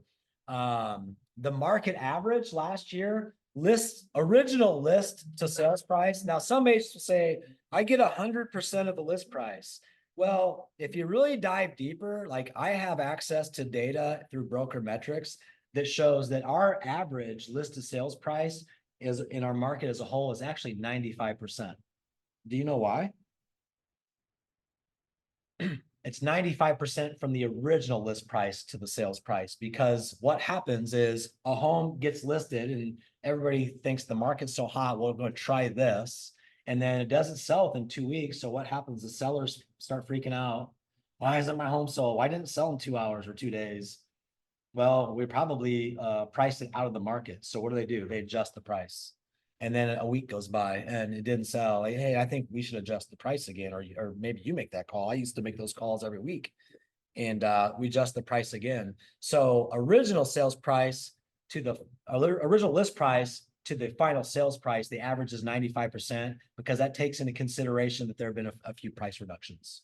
So I share that because our average at Keller Williams is 97% of list price. So we're getting 2% more than our competitors are on average, which, you know, the $250,000 price point is an additional $5,000 net to the seller, right? So you go up higher in price, that's even more money. So if the market average is 95 and we're getting 97, when a seller asks me for a discount, I have data that I can provide them to justify why I'm 6 or 7%, as opposed to that discount broker who said they would do it for 5. You know, I'm going to get you more at the closing table. And so the best script, in my opinion, is when they ask you for a discount, hey, so-and-so said they would do it for 5. Well, if so-and-so is so easily willing to give up their own money, how do you think they're going to negotiate with yours? Right? So market average listed sales price, original listed sales price is 95%. And at Keller Williams, we're getting 97%. So I charge more because I get more. And you want somebody that's going to take a stand for the value of your home, and not somebody that's going to fold and give away your money, just like they're so easily willing to give away their own. And if they're easily willing to give away their own, they're going to give away yours too. So there you go. I mean, it's the truth. It's the truth, right? So income of your business is commissions, typically 3%, or if you're Scotty Pressler, it might be 3.5%. Scott Pressler gets a lot of 7% listing contracts. And it also includes listing income. Sales income is going to be buyer side. You have listing income, sales income is buyer side commissions, referral income, and leasing income for both residential and commercial transactions if you're involved in those. What goes out? Cost of sales. We've talked about that. Operating or fixed expenses. We've talked about that. And then that's, again, cost of sale is the cost of making a sales, commissions, royalties, commission split paid to employees, referral fees. We went over that. So cost of sales effect on the net is if you have not capped yet. So one of the greatest things about Keller Williams is we have a capping model. our royalty caps, our company dollar caps. So here, let's look at these numbers. $9,000 commission minus your 30%.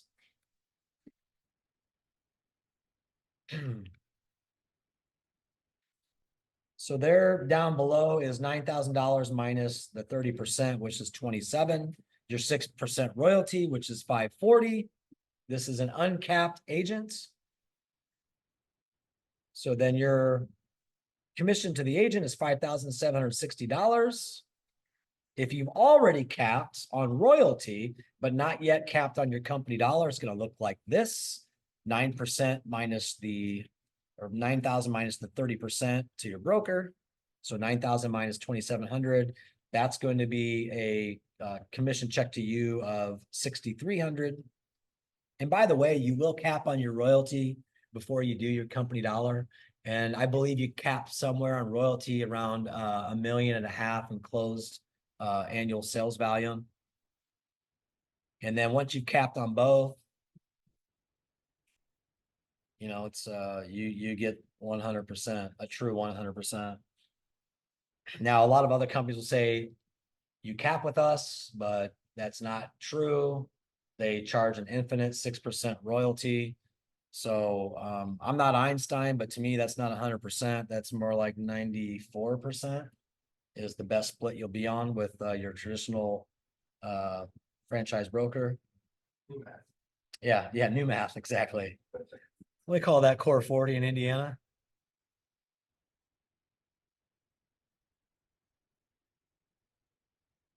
All right. So what goes out? Let me go over this real quick. That's a cost. These are fixed expenses: rent, auto, salaries for your administrator, staff, manager, insurance, professional services. That'll be your photography, marketing and advertising, equipment, supplies, education and training, you guys. This one's free, but if we were to charge, which like Bold we charge for, by the way, Bold is a tax write-off. And it's a accountability and productivity training that we will be bringing here in April. And in my opinion, the only problem with Bold is it's only 7 weeks. To me, it should last 6 months because agents production goes up because you're held accountable to doing the activities, which is just talking to people. You gonna make sure this will be on Thursdays? I think so. I think we're trying to make sure that as many agents as possible can attend. Yep, absolutely. No Thursdays. Yep. What the hell? This is day off. Yeah. You would love Bold. Like Bold will catapult your business. What's left over is your net profit or income. Grow your business, invest in your future. Now, I will say, net income does not calculate your tax liability. So your net income comes in your personal checking account business. You do have to pay taxes on that. Okay.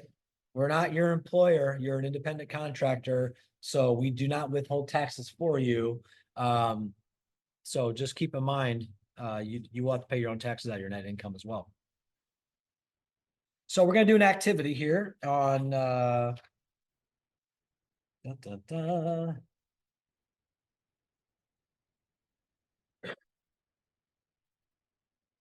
You on the right page. Page 17. So we're going to determine the GCI that you need to meet your annual profit goal. So this is just a case study. So for the example here, the net profit goal for Agent Baller is 250K. Okay. So we're going to divide that number. You put your own number up here on page 17 in the far right. Okay. Whatever your net profit goal is, the amount of money you want to have in your account by the end of the year, you put that up there in that box. Divide that by 60% or 0.6. And that number there, your gross profit goal is 416,666. And divide the gross profit by 40% or 0.4. So that's over $1 million in GCI. $1,041,666. Divide the GCI by the average commission income. And by the way, the example they have here is $7,500. It's roughly the same in our market right now today. So that's 139 home sales. So by the way, if you're a team, you're going to multiply that GCI by 30%. If you're an individual agent, you're going to just put a flat dollar amount, your cap and your royalty. So most of you are probably on an 18K cap, 70-30 split, and our royalty is 3K annually. So that's going to be what, $21,000. You might be under a 15K cap, 80-20 split. And if you're wondering, why would I do the 18K over the 15K? Well, the 15K, we charge a $299 transaction fee. And on the 18K, it's currently a $50 transaction fee. So you will reach a point, the 15K cap with us, where you'll pay us more money than you would if you're on the 18K cap. So, but whatever one you're on, put that there. In the anticipated cost? Yes. Yep. Anticipated cost of sale. Your cost of sale, if you're an individual agent, is going to be your cap and royalty. So probably 21,000, or it might be 18. And if you're on a team or you're a rainmaker, you're going to multiply that by 30%.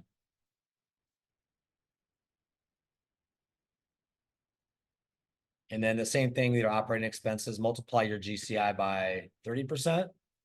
And some of you are going to be like, man, maybe my net profit goal was 100K and my GCI was, if I do the math on that, you might be surprised by this number, but what that tells me is you're probably not allocating a budget towards lead gen, which is going to be a big one, or marketing. Some agents are surprised by this, and we'll dive into these percentages a little later in your budget. You really should have a monthly budget for lead generation and a monthly budget for marketing and your other expenses. But 312,000 is a pretty big budget. But that's $1 million business that is closing about 140 units a year. I may need some help on those numbers. I'm not getting this. Okay, what is your I did 60,000. as your net profit goal? Okay, so did you divide that by 0.6? I got 100,000. Okay, And then after that, I'm lost. okay. So then you divide that by 0.4. 100,000 divided by 0.4. Yep, that's 40%. Okay, that's 200,000. Okay, so that's going to be in the third box down. That's the first box. Yep, 250,000. And then divide that by your average commission. Do you know what your average commission is? If you don't, you can use 4,000. Yeah. Guessing? Yeah. Maybe 6. Maybe 6. That's a big difference. 4,000 or 6,000. That's a $2,000 difference. Okay, so split it into 5. I'll pull it for you. Your actuals. How do you do that? I mean, you have reports in here. We can go in the data and your multi-year trend. Yeah, it'll show that. I need to see. Yeah, you can pull your average commission. So let's do that because this will give you. It'll be a false rating. If you say it's 4, now it's going to say maybe you have to sell 50 homes, and if it's 6, maybe you only got to sell 40 homes to hit that goal. That's a big difference. And this last year, all I've ever done is shot in the dark. Yeah. Let's not I need to get a big- let's not wing it. Yeah. Let's not wing it. So leave that blank and let's come back to that. Let's get Okay. together after this. Let's pull your actual numbers, and I can tell you exactly what your average commission is. Okay. You're doing like me, aren't you just beginning? I don't have that. Well, you use the market centers. So the market center is all of us combined, and our average commission as a market center is $7,500. So I would put that number in there if you're new. Use the market centers. Are you able to tell the Warsaw areas average? It's going to be higher because Angie's going to skew that because she's selling $1 million, $1 $3 homes. Yeah. So unless you have that sphere or that network, I would use the market center's average. Because that's gonna be more in alignment probably with where you end up. Now, you may end up, an average is just that, you may be below it. or above. Well, that's for Keller Williams as a whole, but thank goodness we've caught up to that. You know, back, it used to be $6,400 5 years ago, but now because everything's went up, values went up, which means, we're paid on volume, right? So as home prices have increased and we still getting 3% or 2.8, our average commissions went up over the last 5-6 years as well. So we are just now this year, our average commission is about $7,500. So that would be a fair number to put in there if you're just getting started or you don't know what your number is. I think that'll get you pretty close. It's a good starting point if you don't have any data to go off of. Does that help? Now, again, the average commission is gonna be your GCI, not your adjusted gross. Correct. We're not. Gross commission income. Yeah. Cause we're accounting for your expenses and cost of sale here. Okay.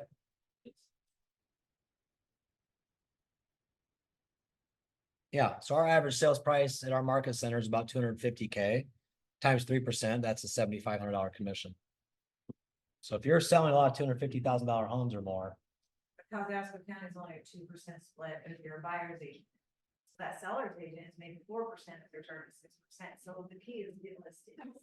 it's to get listings, but I would also say with the new contracts, if you have a buyer agency agreement and your buyers have signed an exclusive buyer agency agreement with you and you're charging them 3%, you can now, in the purchase agreement, ask for the difference as a concession from the seller to fulfill their requirements that they have with you, paying you 3%.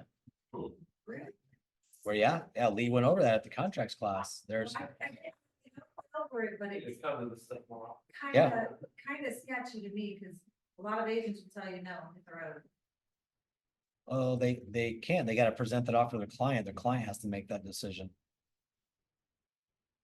So if you write in the contract, that contract by law has to be presented to the seller. Our buyer's agent contract. Well, you have to provide a copy of that with your purchase agreement.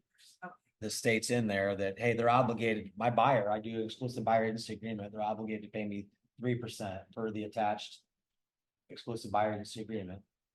Okay. And now the buyer agency agreement says you make every attempt to get that from the seller. But in the case where you can't, they will make up the difference. Okay. So now they have an obligation to you to pay you 3%. So as a seller paid concession, in order to meet the obligations of my buyer agency agreement, my buyer is asking you to pay me 3% as opposed to 2 or 2.4 or whatever they offer there. And now it's like a closing, it's a concession, like a closing, like, hey, their lender needs you to cover $5 or $9 grand of their closing costs. Well, your commission can also be a concession to the seller. Now they can counteroffer and say no, but we're already getting offers that have that in it from other brokerages. If our agents are listing a home where they're offering 2.5%, we're getting offers. I just got one recently and the agent didn't write it up properly, but nonetheless, they were asking the seller as a concession to pay 3% as opposed to 2% commission to the buyer broker. And that's legal now. Okay. Yeah, but I really- you need the clause. Get with Lee on the clause. I would copy and paste it somewhere where you always have access to it. Yeah. But know that you do have to have a signed buyer agency agreement from your buyers. So you should be doing buyer consultations with every buyer you work with and make them sign that. And if you need help on how to do that, get with Brian, because all of our new agents are being trained on it and they're doing it.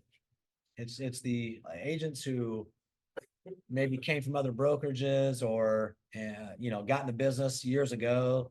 And me, I'm your buyer's agent, right? That's how we used to do it. Like nobody was like, I'm not signing that. Well, I call it a loyalty agreement. I don't get paid until we get to the closing table. And I've been burnt before. So if I'm going to be loyal to you and be a fiduciary to you, I would appreciate, I only work with clients who offer the same loyalty in return. I'm not a tour guide. I'm a professional. So. As a kind of generic understanding. When your buyer signed the agreement, the buyer's agent agreement. Yeah. You're essentially telling them, hey, we'll try to get the concessions from the seller, have them pay it, but in the Yeah. event that doesn't happen, you are responsible. The language is in there that states that while I make every attempt to get this from the seller, should I be unable to, that you will make up the difference. So Yeah. they'll know that at the end of it, they are Yeah. responsible, they did 3%. Yeah. The difference Well, is whatever they got. They'll know as long as you're not just sliding the paper over and saying, sign this. You do have to explain it to them. But, yeah, we're getting it done. Yeah, and if somebody, hey, I charge 3%. Okay, and I make every attempt to get that from the seller. A lot of sellers do offer 3% as the buyer broker compensation, cooperative compensation. Not all do. But we can also, what I can do, I write your offer up, is if they're offering less than 3%, I can write it up that there is a concession from them to cover or meet your obligation to me. Yeah, now not every seller will. Some sellers will come back and say, yeah, we're not doing that. Just like, and especially if they have another offer, if you're competing, it may be really hard for you to get that. And you can charge to the buyer. It just shows up on the closing statement as a expense to them. At that point, you definitely want to submit that to the lender as well, so that they know it in the title company. So that, the 2.5% or 2% coming from the seller is on the settlement statement, but then also the additional commission is going to be on their side of the ledger as an expense to them, as a debit from them, so, or to them. And I mean, just like sometimes you can, this is a genuine question, I think this should be a problem, but you know how, let's just say your buyer needs 3% concessions to help close. Yeah. If you're not gonna run into appraisal issues, you can always offer full asking plus 3% more. Yeah, you can offset it. I right? mean, If there's no appraisal issue, right? Yeah, And yes. then that doesn't affect the seller's net. So in the same vein, if the response is, hey, we attempted to get that, and they say, hey, no, because it's gonna affect our net, well, then you can then just say, okay, well, hey, we're gonna offer you 0.5% more. Yeah. On your listing price. yeah, But you're just gonna give that as, so you're essentially covering the concession. you are, and I like to look at it this way, explain to your clients this way as well, is essentially they're financing that over 30 years. Exactly. They're financing 3, 5, 9 grand over 30 years. They're gonna pay way more in interest than what they are on one expense. So at the end of the day, most buyers, what they care most about is, what is my payment going to be? Do I feel comfortable with that monthly payment, right? And so everything else is just a number. And then on the other side of that, sellers, what they care about most is, what am I gonna net at the closing table? Right? Those are the two numbers. It's the payment that might matters to the buyer, and it's the net that matters to the seller. And if we can find a way to get them to whatever makes them feel good and comfortable, like they've won, they've accomplished their goal, we're going to do more deals that way. And I think sometimes we get in the way and we muddy things up by trying to, put the cape on and be the hero. Like, stop doing that. Like, we're here to put deals together. We're here to help people accomplish their goals and dreams.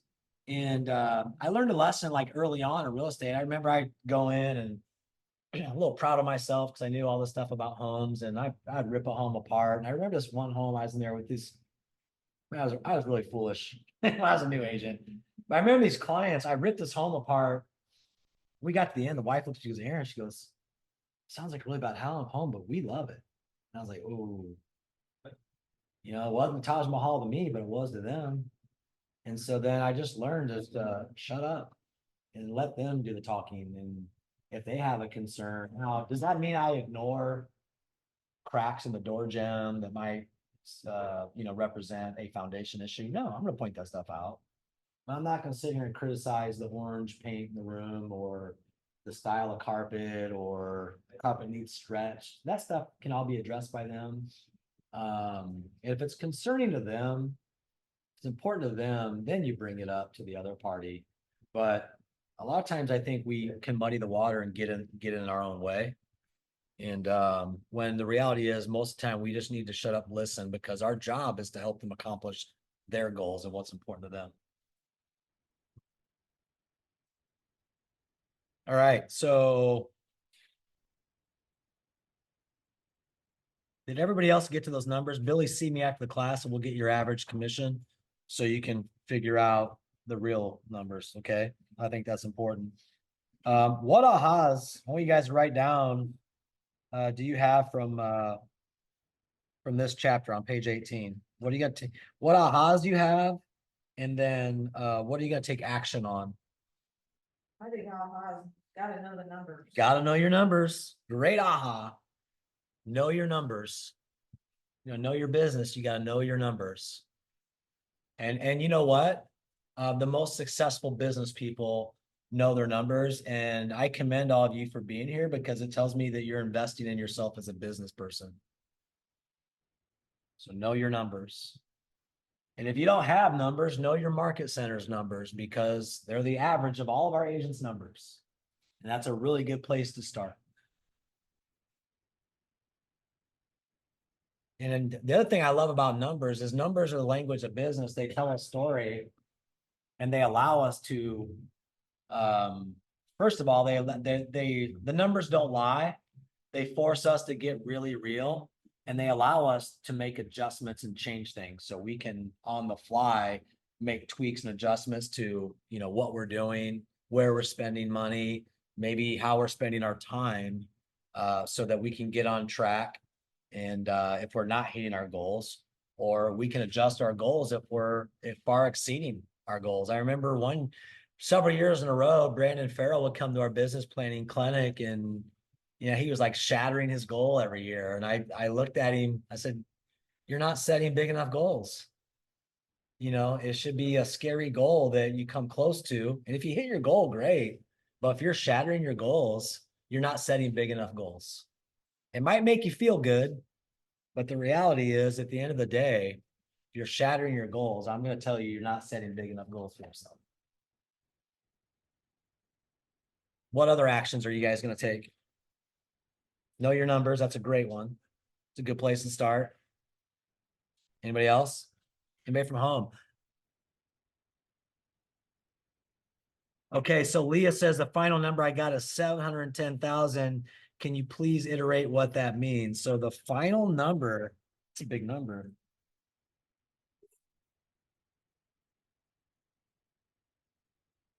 Which line are you on, Leah? Is that gross commission income? Said your final number, which box? I'm not sure if I did it right now that I think about it. Because I put the very first one, the NPG is what I put in the net profit. I put 60K, but maybe I put the wrong, or I calculated it wrong. So 60K divided by 60% or 0.6 is going to be 100%. What's that? 100K. 100K, yeah. And then 100K, so that goes in the second box there. And then you're going to divide that number by divide the net profit goal by 60%.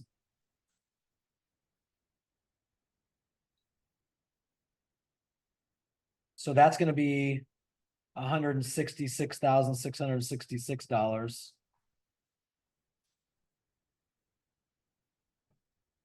That's going to be in your third box. Then divide the gross profit goal by 40% or 0.4. Am I doing that right?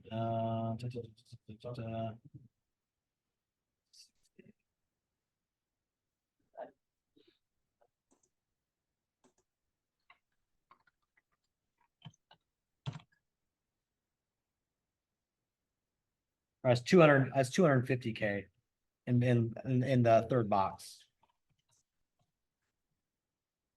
That's gonna be your gross commission income. 250K. And then if you're dividing that by the average commission of $7,500, that's gonna be 34 units. Is gonna be in the fourth box. You can't have it's 33.3, but you can't have, you're not gonna sell a third of a home, so just make it round it up to 34. And then I'm assuming that your anticipated cost of sale will be 21,000, the 18 plus 3, unless you're on the other plan, then it'll be 18,000. Then you'll multiply the 250K times 0.3, your expenses would be 75,000. That's gonna be the bottom box. Does that help? Okay. All right, any other ahas before we move on? Tim, is it? We got an hour left to get. Yeah. If you want to know more about that, come to a contracts class with Louie and bring that question. Like, how do I do that? How do I get 3% from every buyer? What documentation do I need to have? And what specific language? You need to have, the language needs to be correct for it to be legal. So don't wing it and just make it up and put it into the further conditions of the purchase agreement. Get that from Lee, because we've consulted with legal and there is specific language there that is needed to make it legal, because I had a broker write an offer and it's a small independent, and the way he wrote it up, I was like, it's illegal the way he wrote it up to get himself 3%. So it has to be a concession by the seller to meet the obligation of the buyer to the buyer broker. Okay. And a signed exclusive buyer agency agreement must be in place. And on that agreement, it must say that you have to, fill in, they're paying you 3%. And then the term needs to be on there as well. So if that is not filled out correctly in its entirety, the whole thing it's not done right. And it's not gonna hold up in court. And that's the main thing we want to do, is protect our clients and your broker and yourself from any legal issues. Because trust me, if you're getting a $7,500 commission and you end up in a legal issue over a deal, it's not going to cover your attorney's fees. That one commission will not. So, and my thought, my filter is, do you do it right? You only do it once. And you really don't get a chance to many opportunities to do a redo in this business. It's like, it can be, not knowing the contracts can be very costly to you and your business. All right, let's dive into strengthening your business. I'm on page 20 in the materials. Who's ultimately responsible for the numbers? That's right, it's you. It's you, but you need leverage. You need to have, like I said earlier in the beginning, good people around you, accounting software to track all of your expenses. Now I've learned of, I want to make sure I give you guys the right software. There is Quicken or QuickBooks. There's a new one I just learned about that, write this down. It's called Realty Zam, one word, Realty ZAM, Realty Zam. It's an accounting software for real estate agents, built exclusively for real estate agents. And it's $10 a month. And it will sync with your bank account. So you want to do it with your business bank, because you don't want to commingle your business and your personal. So if you have real estate commissions coming in, you should have a separate account that commissions are coming into, separate from your personal checking and savings. Even if you don't have a business set up, go set up another second checking account. And, if you have money coming in and you've set up an LLC, go set up business bank accounts at your bank. But I would recommend Realty Zam. I've had 2 agents show me what it's doing for them. And it will automatically pull all that information from your account and it will put it into a chart of accounts for you. You can set those up. You do it once. And then every month, if you're paying a recurring fee, it will automatically book it for you. And you can do P&Ls from RealtyZam. You can do balance sheets. It lets you know what your expense percentages are in real time. So it'll let you know where you're at with our economic and budget model. You know, if your expenses are 40%, it's going to pull all those numbers and it will calculate that for you. Really powerful reporting. I'm now recommending RealtyZam to agents. QuickBooks is great as well. It does overlay with your bank account. And your bookkeeper, your accountant's going to love it. I did ask so Brandon Farrell and Rocky Verderamo are both using RealtyZam and have shown it to me. And their accountants love it as well. So there's my accounting software recommendation. Your finance. Make sure your accountant knows what you use before you go in and Oh, yeah. Yes. With whatever you use. Yeah. Yep. Yep. They're not familiar with RealtyZam, and they got a exception. Yeah. Yep. Absolutely. So your financial team, your accountant, your bookkeeper, that may be you in the beginning. You're the bookkeeper when you start out. And as you have revenue coming in and you can afford an accountant or bookkeeper, and I highlighted here, it's highly advisable you do that as soon as possible. Get with somebody that knows tax code, tax laws. They understand and have the experience with the real estate business and the tax implications of it. All right. That's really important that you have somebody. I won't pick on anybody, but there's agents here, business partners here that they didn't have this set up properly in the beginning, and it cost them $20,000, $50,000 in 1 year in taxes because they just weren't set up properly. They weren't they didn't have the proper chart of accounts. They weren't expensing things out properly. So they weren't paying themselves appropriately. So you need to have a good accounting team around you and a great CPA tax advisor as well. Next person is a banker. It says here, develop a relationship with a banker. And then finally an attorney. I would pick an attorney who specializes in real estate law and business entities. That can be the same. It might be different people. But don't go to your buddy who's a divorce attorney or an estate planner for real estate advice. They're probably going to refer you to somebody else in their firm who does specialize in that, but I would seek those people out. An insurance agent. That's another person on your team. General liability insurance. We cover as the market center. You pay us as part of your monthly bill for your E&O insurance. But again, your auto, life insurance, workman's comp insurance. You are an independent contractor. So there is a website. Let me make sure this is still, it did change a year ago. But we do have access to affordable quality health solutions through Keller Williams. It's for KW agents. It's kwperks.com. I actually have all my insurance through them. I wanted to be the guinea pig, but have great insurance. I have an HSA for my whole family, have eye, dental, everything.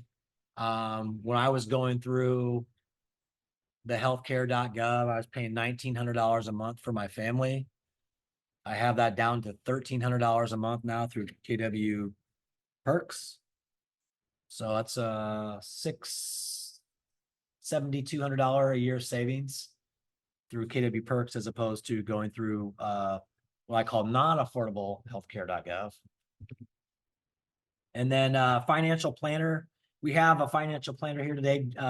Mark Ellington, DR Financial is with us. So if you're looking for financial planning assistance or help, reach out to Mark. Him and his team will meet with you. And I think they cover a lot of this. They can set up your business entity. They have CPAs on staff there, so they can advise you on your taxes. And they do financial planning as well. And then finally, here's number 7, a coach.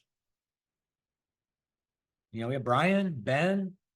If you're a top agent with us, you get to meet with Ben. If you're not in the top 20%, you meet with Brian. Or you can hire Maps. Maps has different levels of coaching. Our staff is in coaching with Maps Mastery coaches. And, ask Michael Jordan, ask LeBron James if they have coaches. They do. Anybody that's performing at a high level has a coach. I can almost guarantee it. All right, so the activity here on page 23 is you're gonna build your team. And you may not have them, that's okay. This is a great place to start. You need to connect with these people. So you're gonna list out here, take a moment.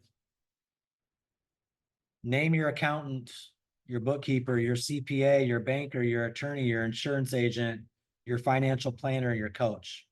And if you don't have them, what action are you going to take to assemble your team? Is this the list of the things I should have? Yes. Yeah.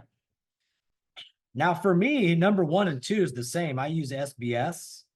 Lady there named Karina Sylvester. She's our accountant, bookkeeper, and a CPA tax advisor. So, well, your accountant, your bookkeeper is going to be the one who actually does the entries and So is the bookkeeper and accountant? can be. Yeah, bookkeeper is typically an accountant. Yes. Okay. Yeah. Yeah. Oh, Now it can be. I mean, I had a bookkeeper who wasn't an accountant. The bookkeeper get everything ready. Yeah. Yes. Yeah. Yeah. Your bookkeeper should have a basic understanding of tax code, and they're going to be booking, or putting things in different accounts for you and getting it ready so that your CPA can prepare for the IRS. Does CPA, if you go with somebody, they have their own bookkeeper they recommend? Yeah, my CPA has a whole team of bookkeepers there. So I would just have the same business for both 1 and 2? Most of the time. I used to have a lady who was my bookkeeper. She was a certified QuickBooks Pro, but she wasn't a CPA and she worked independently. So I would go to her house for 30 minutes weekly, take her all my receipts and then my bank statements. And, she also had access to my business bank statement. So she had questions. She would send me an email. Hey, what's this? What's this? What's this? What's this? What's this? And I would answer and then she would book it for me. And then we would go over my P&L and, so she did everything, prepared it, and then she would send it to my CPA who did my tax preparation for me. And then my business got to a point where we switched CPAs. It just became a little more sophisticated and I needed more help. And then we interviewed a few people and my CPA is like, hey, we have on staff bookkeepers that can do this for you. So when we went to SBS, I've been with them for about 8 years now.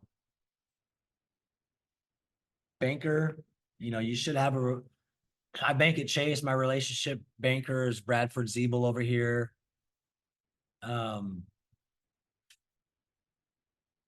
I mean, he's there anytime we need help.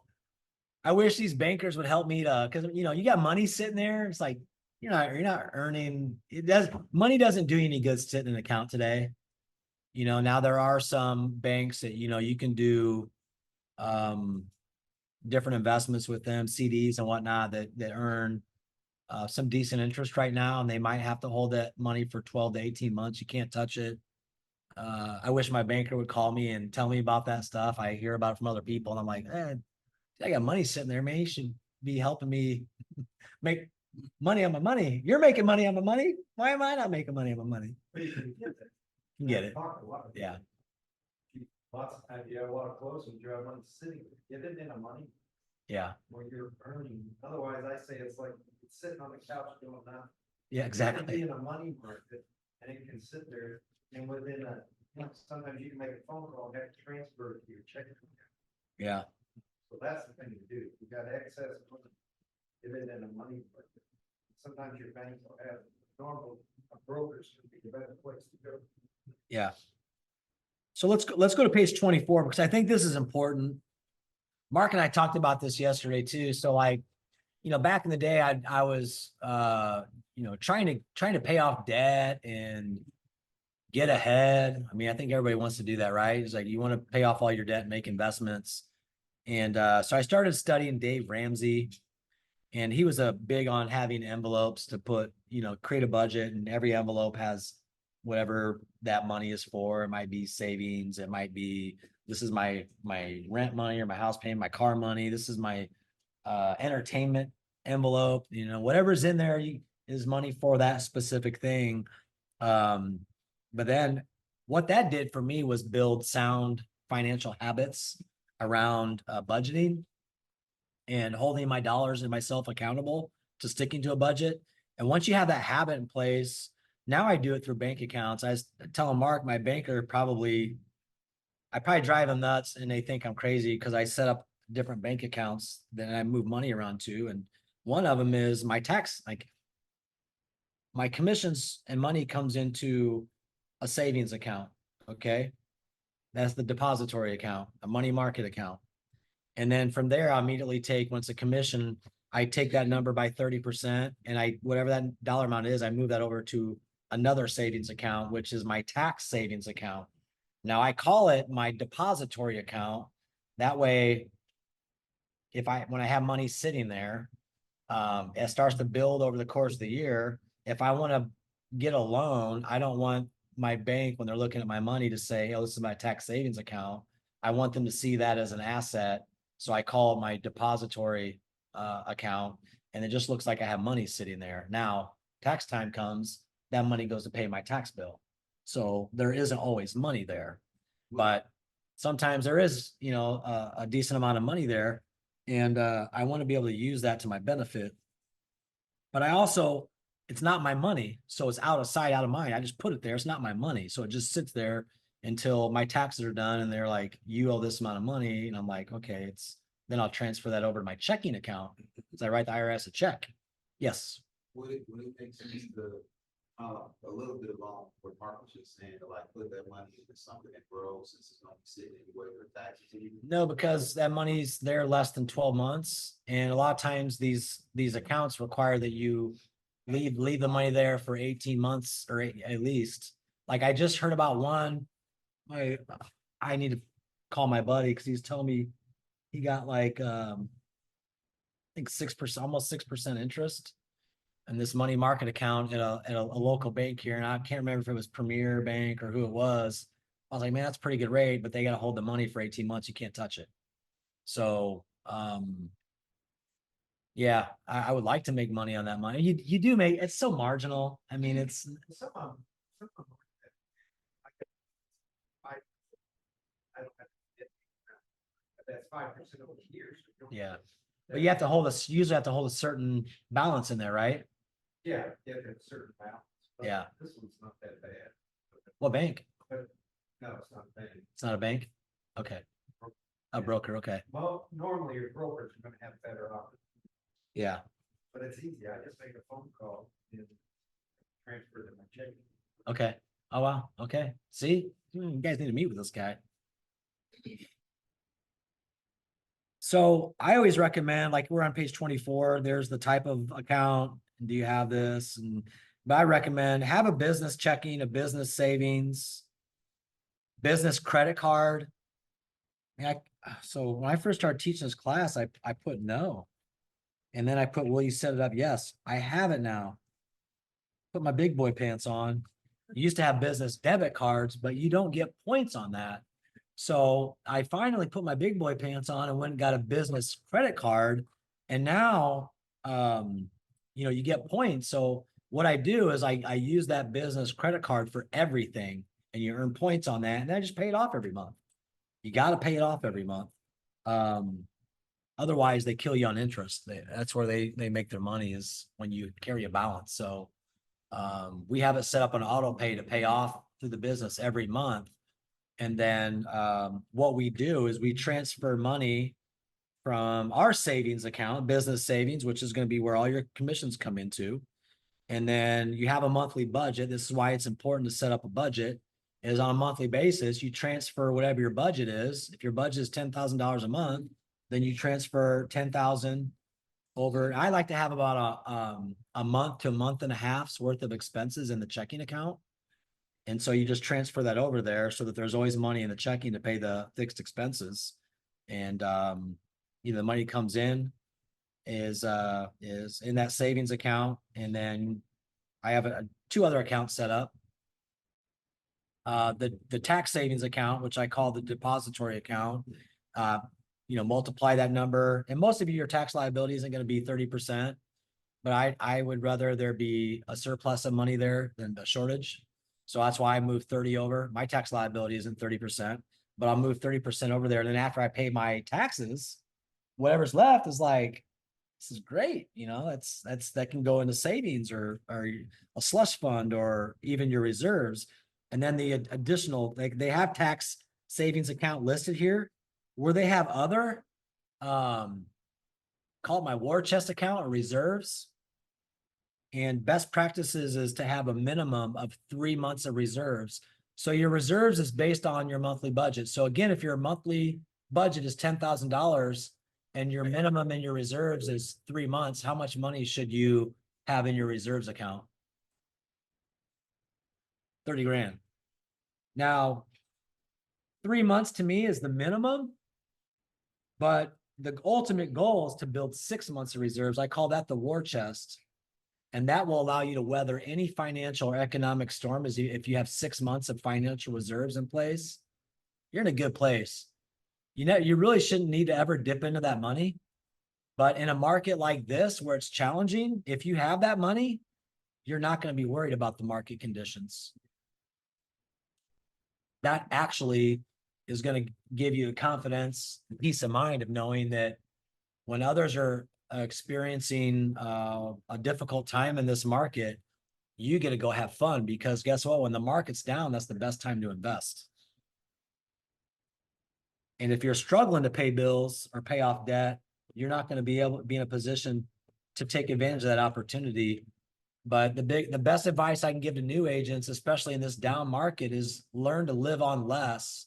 And if you're struggling now, and I wouldn't move out of the lifestyle that you're living in right now, because when things get good, I would start building that war chest, knowing that eventually there's going to be another hardship or another down market. And you really want to position yourself not to be one of those people that's struggling. And I said early on in the class, I see agents dropping like flies in this market because they're undercapitalized or having cash flow problems because, one, they don't prospect and lead generate consistently every day. They get the business and then they run out to service it, and they're not lead generating, so it creates this, you have cash flow issues. It's because you're not lead generating and prospecting consistently daily. And so that must be the most precious time that we protect. And yet I see so many agents, they get an appointment, they'll schedule that in the morning when they normally make their calls and do their lead gen. And that pulls them out of activity. And then they wonder why, after they close that deal, that they're unemployed again. So Real quick on that. So Aaron has a clutch phrase: if you erase it, you need to replace it. you must replace it. If you erase it, you must replace it. I've been running into that where I'm trying to get more discipline, say, hey, no, I can't do it, but, like you said, hey, you're new, it's not really desperate, but you have that like desperation of, well, I don't want to miss out, So in his coaching, he's like, I get it in the beginning, but in the meantime, while you're getting better at that, if you erase it, you gotta replace it, So it's like, hey, if you're doing that for 2 hours, I better, see you in here at, like 3 to 5. Yeah. You do it, gotta do it for yourself. So that's been huge. And I've seen that help not slow down the momentum. There's been a couple times where the buyers are like, hey, this is when I can come down. And if it's really immovable, then okay. And so that's always on Yeah. If you erase it, replace it. So guess what? I erased it this morning because I'm teaching a class. So guess what? I'm making phone calls this afternoon from 3 to 5 is when I'm making my calls. So, like, man, that hit me hard for that, I've noticed stuff, it's like, you know how you know stuff, and you Yeah. just ignore it almost, Yeah. but it's like, but posture is one of the most important things that you can have, and that's something people respect, they actually respect posture. And if you don't move it, it actually helps position you. Mm. And it's so, it's like, you know, especially once you Yeah. operate in it, it helps position you, but if you don't, it literally penalizes. Yeah. It's a discipline. We talked about this earlier. It's a habit. Like your habits are a practice. It's a behavior. It becomes your normal. And just like your dedication, your habit of going to your body and going to the gym, like that, to carry that over in your business life, the highest priority we should in our business that we should have is consistently lead generating every day. So how do you build a habit around that? Well, one, you follow a schedule. And I'll say real estate is more about following a schedule than it is about selling real estate. And if you're consistently, Danny sees it because we're doing these calls every day. And in 3 short months, I looked at our pipeline. We have 35 clients in our pipeline right now. And that's because every day we're in here making calls, calling new leads, following up with, nurturing leads that are already in the pipeline, and then, building opportunities. How many buyers are you out working with right now as a result of that? I've got 4 buyers that are pre-approved. Pre-approved, ready to write offers. Yeah. Got 3 that are, the only reason not getting pre-approved yet is because closing date. Yeah. For them is gonna be closer to, September or whatever. Yeah. Future business. Yeah, and we've got, we got 2 listings coming up. Yeah. And what would you attribute all that to? Yeah. Consistently every day in. So 2 hours, 2-3 hours a day. I mean, even honestly, and don't sell yourself short, but even like a legitimate hour and a half to 2 every single day, it is crazy. I mean, it's And I'm noticing that can look different. I mean, like, you correct me if I'm wrong, but like personally, like I don't know why, but I hate making phone calls. I hate it. But I gotta replace it with something that makes sense. yeah. And for me, it's social media. And I think I caught Ben saying something or whatever, some type of post or whatever, and I posted and I was like, wait a minute, what did you say? And I posted stuff like it before and it don't work, but you just ignore it, you kind of go away from it or forget it. And then boom, like I went from working with 10 to like 18, just off that one like little simple post or whatever. And it's probably more, but it's like everybody in different stages. So Yeah. like that in the head. So Yeah. But you'll call those people to follow up with them, right? yeah. Yeah. So to me, that's a mindset. And what you're talking about, social media, is marketing, right? And when it comes to lead generation, there's really 2 pillars to that. There's prospecting and marketing. Marketing, you make a post, you create a video, and that's there. And people can respond to that a year down the road. But the prospecting, and by the way, that takes the marketing, because if you're running ads, that takes money. And you put it out there and it's there in perpetuity. So you can generate business from marketing for a long time. But the prospecting side requires that you dedicate time, and it can be more immediate and more profound. And that doesn't cost you anything but time. And so I hear this a lot. Agents don't, feel comfortable, like text people. Texting can do too, because we'll do text and phone calls as part of our lead gen. And we use the texting to get engagement and start a conversation. But ultimately, you're gonna have to get on the phone with them. I was gonna say, I think the key word there is conversation. Yeah, It yeah, all starts with really the best thing is if you can get on the phone, but if you have and I think that's the danger of social media is you gotta be really careful. If you can think that you're lead genning by making posts, But I would say that's really not lead generating, that's marketing. You know, until you engage and you're having conversations, you know, just, you know, but, yeah, it's really all about conversation. Yeah. I've had it where I never got a phone call, but I had a very engaged text conversation. And then they met me here at the office last week. So as long as it leads to that, you know, hey, we gotta get across the tables eventually. And if I can speak to that too, just because that's like my pocket or whatever, but like I personally, I don't think I use social media to advertise, even though it's advertising. If that makes sense. I use it to pique interest. So when you pique interest, then that helps them to come to you versus you feeling like, because it's that feeling that you got that you feeling like you're going chasing people. Yeah. But it's like when you're piquing interest, they're like, you know, it makes them almost kind of lean forward and at least like take a look. And then boom, that leads to those conversations. So, but it gotta be intentional. Obviously, you can't just be posting and posting and posting and never, you know, reaching out, responding or whatever. So. But I didn't have to weave in even like my workout stuff or whatever. I didn't have to weave real estate into that. You know, so people don't come to me and ask me, oh, you train? Yeah, but I mean, I'm not trying to build that business. I'm trying to build a real estate business. So I started putting real estate stuff every single workout. Love it. Love it. I need to follow you on social, I didn't know you were on social media. I am, but I'm gonna follow you, I make like 2 posts a year. I said you made workout videos. yeah, it's honestly, man, it started off just by like helping encourage people to get healthy and stuff like that. Not to show off or nothing like that. It's just not like encouragement. Once they see that it's genuine, it's not like all show off or whatever. You might have a conversation that starts off with health stuff or working out that leads to real estate. There you go. It's good. Let's transition to talking about your business entity. So there's really 4 different types of business entities you can choose from. There's the sole proprietorship, which this entity is for individuals who are business owners. It's a 1-person operation, solo agent business. And it's really the default business entity. The owner receives all the profit after taxes. The owner is responsible for all losses and debts.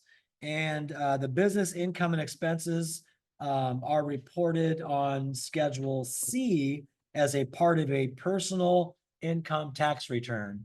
And until you're making, I'd say, I don't know, Mark, what number would you put to that? Okay, 30 to 40 grand. And if you know you're gonna make that, you're pretty sure, you know, you got a listing. Go ahead and get it set up. Yeah. Not before you reach that. Awesome. Then there's a partnership, which is going to be similar, but that's an entity of 2 or more owners or partners with equal ownership, voting rights, and liability. A lot of similarities to the sole proprietorship, with the exception of there's really more than 1 person there. The third one's going to be a limited liability company. You've heard these referred to as LLCs. And those are going to shield. This is probably my favorite because it shields your personal assets. There's no commingling of business and personal money. The owners of the LLC may not be personally responsible for business debts. Flexible tax reporting options. Insurance costs may be less. The option to raise money for the business by selling membership interests. So you can sell shares. Options to be taxed like a sole proprietorship or as a corporation, which we'll talk about that one next. And it also may increase your professional image, leading to new clients. And then finally, we have the corp. There's really 2 types of corps. There's S corp and C corps. And again, that shields your personal assets. There's no commingling of business or personal money. The S corp is going to be a pass-through entity, meaning that the business itself is not taxed, and owners may pay personal income taxes on the profits, and then owners may be treated as employees with a salary. So our brokerage is set up as an S corp, and then the C corp is income is taxed at the corporate level Owners have limited liability of personal assets that are protected, and then the owners may be treated as employees with a salary. I don't know a whole lot about C corps. What are the main differences between S corp and C corp? Double tax, the only time I would use a C corp is if I'm paying for my own health insurance, because the C corp, you can write off all health insurance. Okay. But with a C corp, you need something else underneath it, because you're double taxed on the profit. If it stays in C corp, you're gonna pay corporate tax at 21% person. So it can fit. It's a very good fit. If you're buying your own health insurance, but don't go to a C corp if you don't, you really need to talk to somebody. Yeah. Any of these, what I would say is any of these, an LLC is gonna work for you, because an LLC can be an S corp, it can be a C corp. So, but many people, even their example here that they got, they're saying the guy, he had an LLC and he was shocked at how much taxes he was paying. But he had a wrong LLC, he was paying a lot of tax. So I'm not sure what that example is, but in setting up an LLC, give it to somebody that knows what, two things you should look at: taxes and asset protection. You want to get yourself in a position where you don't own anything, you have very little money sitting in your personal bank, but you control it. That's all. So like with Aaron's situation, right, you would consider him paying for his health, stuff, right? Like, what would you recommend for his situation, a C corp for? Well, it depends on what he's doing for health insurance. I mean, if you have a spouse that's covering your health insurance, then I wouldn't use a C corp. And like I said, I only use a C corp for medical reimbursement. We call it medical reimbursement. And it's also somebody that's got a structure put together, not just one entity, but you've got a family LLC underneath that, and that you're showing assets. Yeah. So it's setting up the LLC is important that you get the right one. 90% of the people that come to either set it up themselves or have an attorney. And an attorney may set it up, but if he's not a tax attorney, he's not thought through. You came to him for an entity, so he's going to set you up with an entity based on what you're doing, but then take into consideration the taxes. And if they're not a tax attorney, most of them don't. The many CPAs would set you up with the wrong. And the other thing to think about, I'll use an S corp for single people, because you have to run payroll through, which means you're paid somebody to do payroll. You got a spouse, set up a partnership, and you don't have the payroll. Anyway, there's a lot to think about in making sure you got the right. I think everybody's gonna be different. Sorry. No, that's good. That's good. That's good. Let's we're running out of time, so I'm gonna jump through some of the stuff pretty quickly. Join me on page 32. We're gonna talk about the taxing truth, and I'll read this section out loud. We all know that taxes are due on April 15th, right? Not true for business owners like you. April 15th is a day of reconciliation and documentation of what you paid throughout the year. Taxes for sole proprietors, partners, LLCs, and corporations are due 4 times a year, and there are penalties, harsh penalties for not paying on time.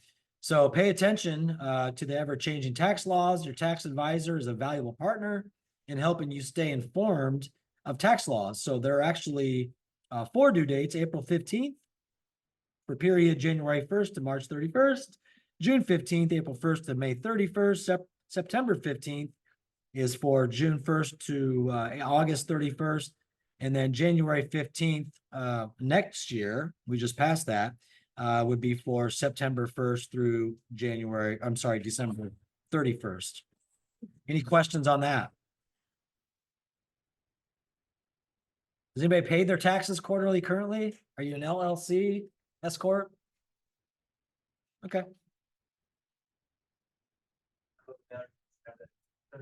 Once you have a business entity set up, yeah, you're going to pay your taxes quarterly, and a CPA will advise you it depends on how much money's coming in your business. You know, you try to forecast. I would a lot of times, because first quarter is usually slow. Second quarter, I pay a little extra in to make up for the first quarter and try to get out ahead of the third quarter. And then usually fourth quarter, my CP and I would sit down and okay, where are we at for the year? As we're wrapping up the year, am I on pace or on par for meeting my tax liability?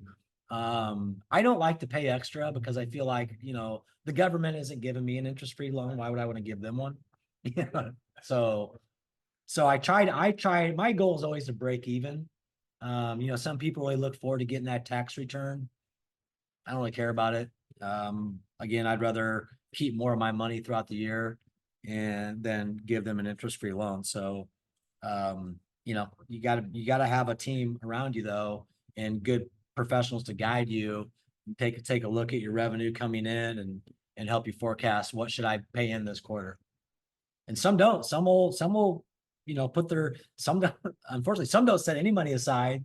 They get hit that tax bill and, you know, their heart drops and blood pressure rises, right? And, you know, that's why I'm a firm believer of set that money aside. It's not your money. Don't treat it like it's your money. Have a separate account, set 30% aside, and then you can use that money.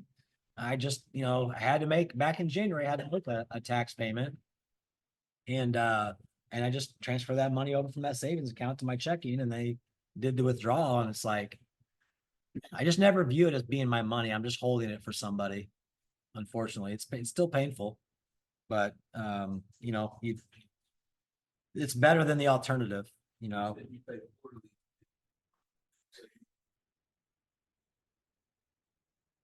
How do you do that? Like, My CPA has my bank account set up with the IRS and the state to do those withdrawals directly from my account. They do it. So you have to give them, it's actually a limited POA. And for them to be able to file and make those payments on your behalf. So they have access to my CPA actually has access to my business accounts. But they always, it'll always be in writing. We usually have a phone call or an in-person meeting where we discuss it. And then once I say, yeah, go ahead and schedule that, then I transfer the money where it needs to be. And I know it's going to happen. So I think you just got to have a good tax professional in your corner. Mark, go ahead. If you get your taxes, you should send out quarterly payments that will show you what your quarterly payment should be for the next year. You can tear those off and submit those. That's Yeah. what you should be getting. If you get your taxes done, so they're showing you what your quarterly should be. The IRS expects you to pay 100% of what you paid last. Yeah. That's what your target should be. Yeah. My appearance, if you had that last meeting. Yeah. Yeah. My CPA will mail me paper copies, but we do it all online.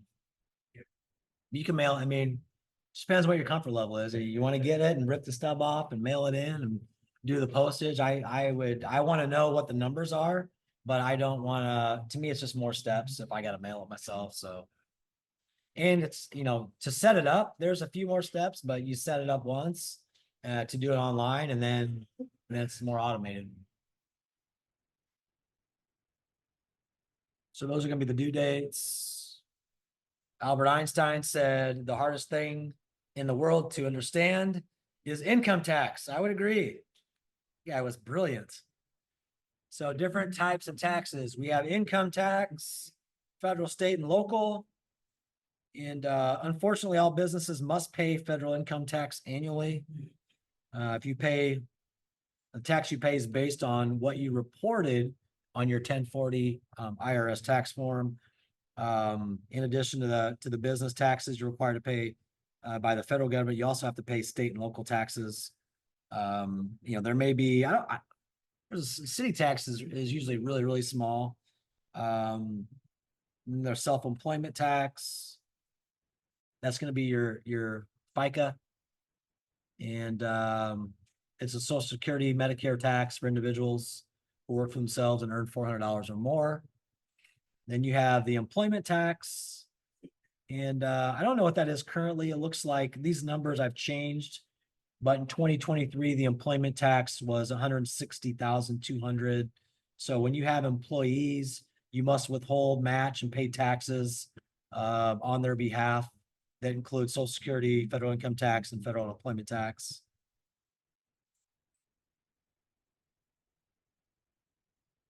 So let's go over real quick, Jim's salary. So Jim's profit goal was 140,000.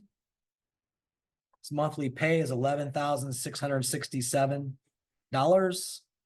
Saves 40% for taxes,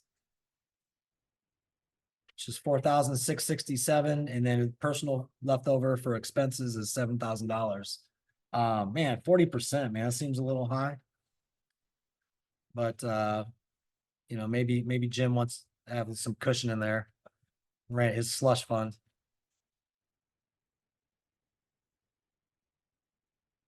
We're running out of time, so I'm gonna go through. Here's a checklist for your deductions, exemptions, and credits. So I'm on page 42. You use this checklist for taking full advantage of all tax deductions made available. I think this is important to know for real estate agents is I want you to put a check mark next to the items that you may qualify for.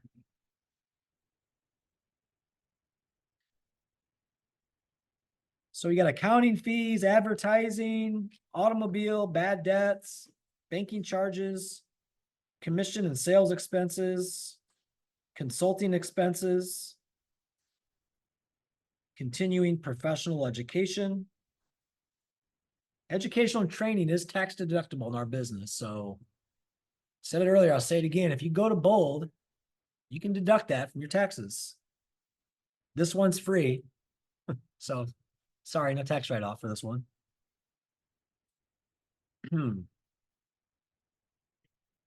Delivery charges, dues, subscriptions, equipment rental, gifts. There's a limit to gifts though. It's $25 per client per gift is the tax deductible limit. Yeah. It can go under marketing. If like I always like Cutco knives, have my name and phone number and logo on it, and I give them as closing gifts. Okay, now it's marketing. That's the only way that you can stuff it. It's marketing. You have to categorize and book it as a marketing expense and not a gift. But it needs, in order for it to be considered marketing, it needs to have your name, phone number, logo on it. So like even for instance, like, okay, so like, since right now I do my own advertising or whatever, with, like social media, whatever. Like basically what I'm doing, I could be paying somebody. You could be. And you could write that off as a business expense. Oh. Yep. Yep, absolutely. Aaron, Keller Williams used to have on the website all the deductions for real estate. I've got a copy of that. That's from it gives you every possible deductions. And I would encourage you, don't count on your CPA to know all that. He's gonna take the numbers you bring in, unless it's somebody you've been working with. Yeah. No, because I'm surprised how many agents miss a lot of the deductions they could have. Where'd you find that at? And look, I haven't looked, it was a year or so ago, I pulled, that's what I handed real estate agents, we come see it's Keller Williams. I printed it off at Keller Williams. I'll see if I can find that. It's in some of our classes, some of our curriculum. But apps be considered under software too. Apps, if they're being used for business, it could be a business expense. Apps, it might be under like computer technology. I would see it on Yeah, yes, yep.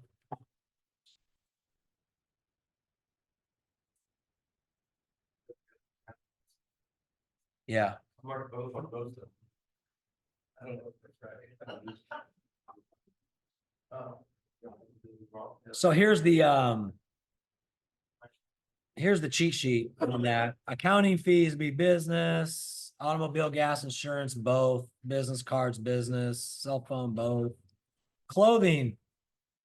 You guys, clothing is not a business deduction. That's going to be personal. Unless you put your logo, have your logo embroidered in here. It does have to be visible. I did meet an agent who had their logo embroidered on, I think a little like napkin that they would have, or little pocket square, yeah. And they'd have that sticking out. So I guess maybe the pocket squares, you could deduct that. Well, you put your name tag on top here. I'll talk to your tax professional. I'm not, That's stretching, that's. Yeah. Look at fight you later. yeah. I tried that early on with my bookkeeper and she just rolled her eyes at me. She's like, I went out and bought 2 new suits for business. Can I write those off? She's like, no. No, you can't. What if it's like specifically branded, kind of lineage? That's marketing. Yeah. Yeah. Yeah. If there's a KW logo on that. Yeah. KW hat. KW hat. Yeah. So would that just be, up there you have clothing, that be considered clothing or that be? Clothing, non-branded clothing would be personal. Branded clothing could be business. Yep. Any questions on this? Wow. Yeah, let's talk about that. So page 44.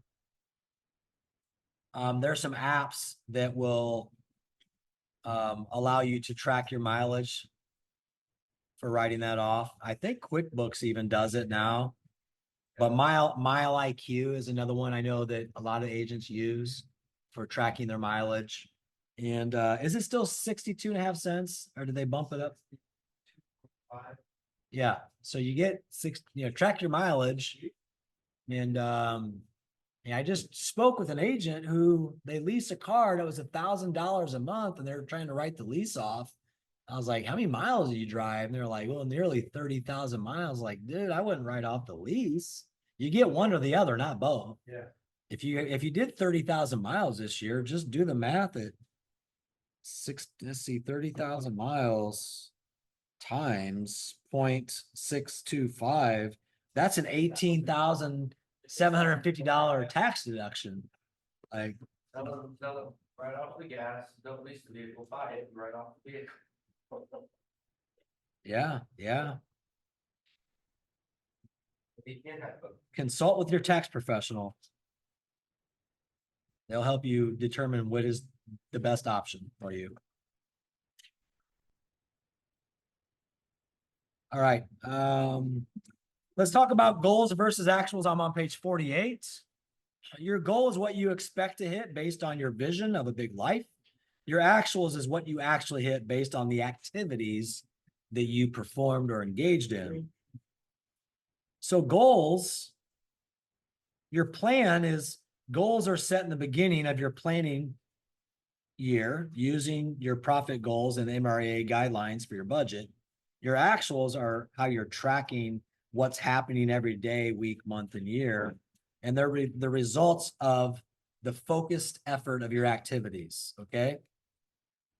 So there's 2 financial scorecards that we use for goals and actuals. And that is the number one is your P&L. We call your income statement, your profit and loss. And that tracks your income, which is what you make, versus your liabilities, or I'm sorry, your expenses, which is what you spend. And then your profit is what's left over. And then the balance sheet is, tracks your assets, which is what you own. So go back. Minus your liabilities, which is what you owe, and the equity, which is what's left over. So if you can read a nutrition label or a baseball box score, you can learn to read basic financial statements. It's true. So we're going to dive in real quick as we wrap up to P&L. So you'll see here your income or GCI is going to be tracked as residential, commercial, or other. It could be leasing. You have cost of sales, which is going to be the split you pay to your broker.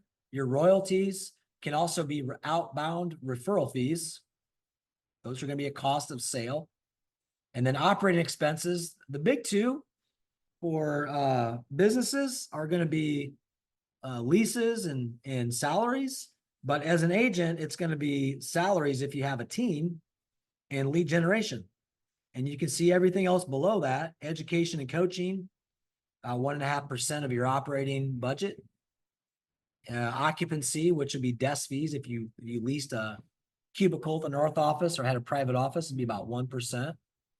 Communication technology, it's going to be computers, phones, that sort of thing. Auto insurance, 0.5%. Equipment and furnishings, basic office supplies, 0.3% of your operating budget.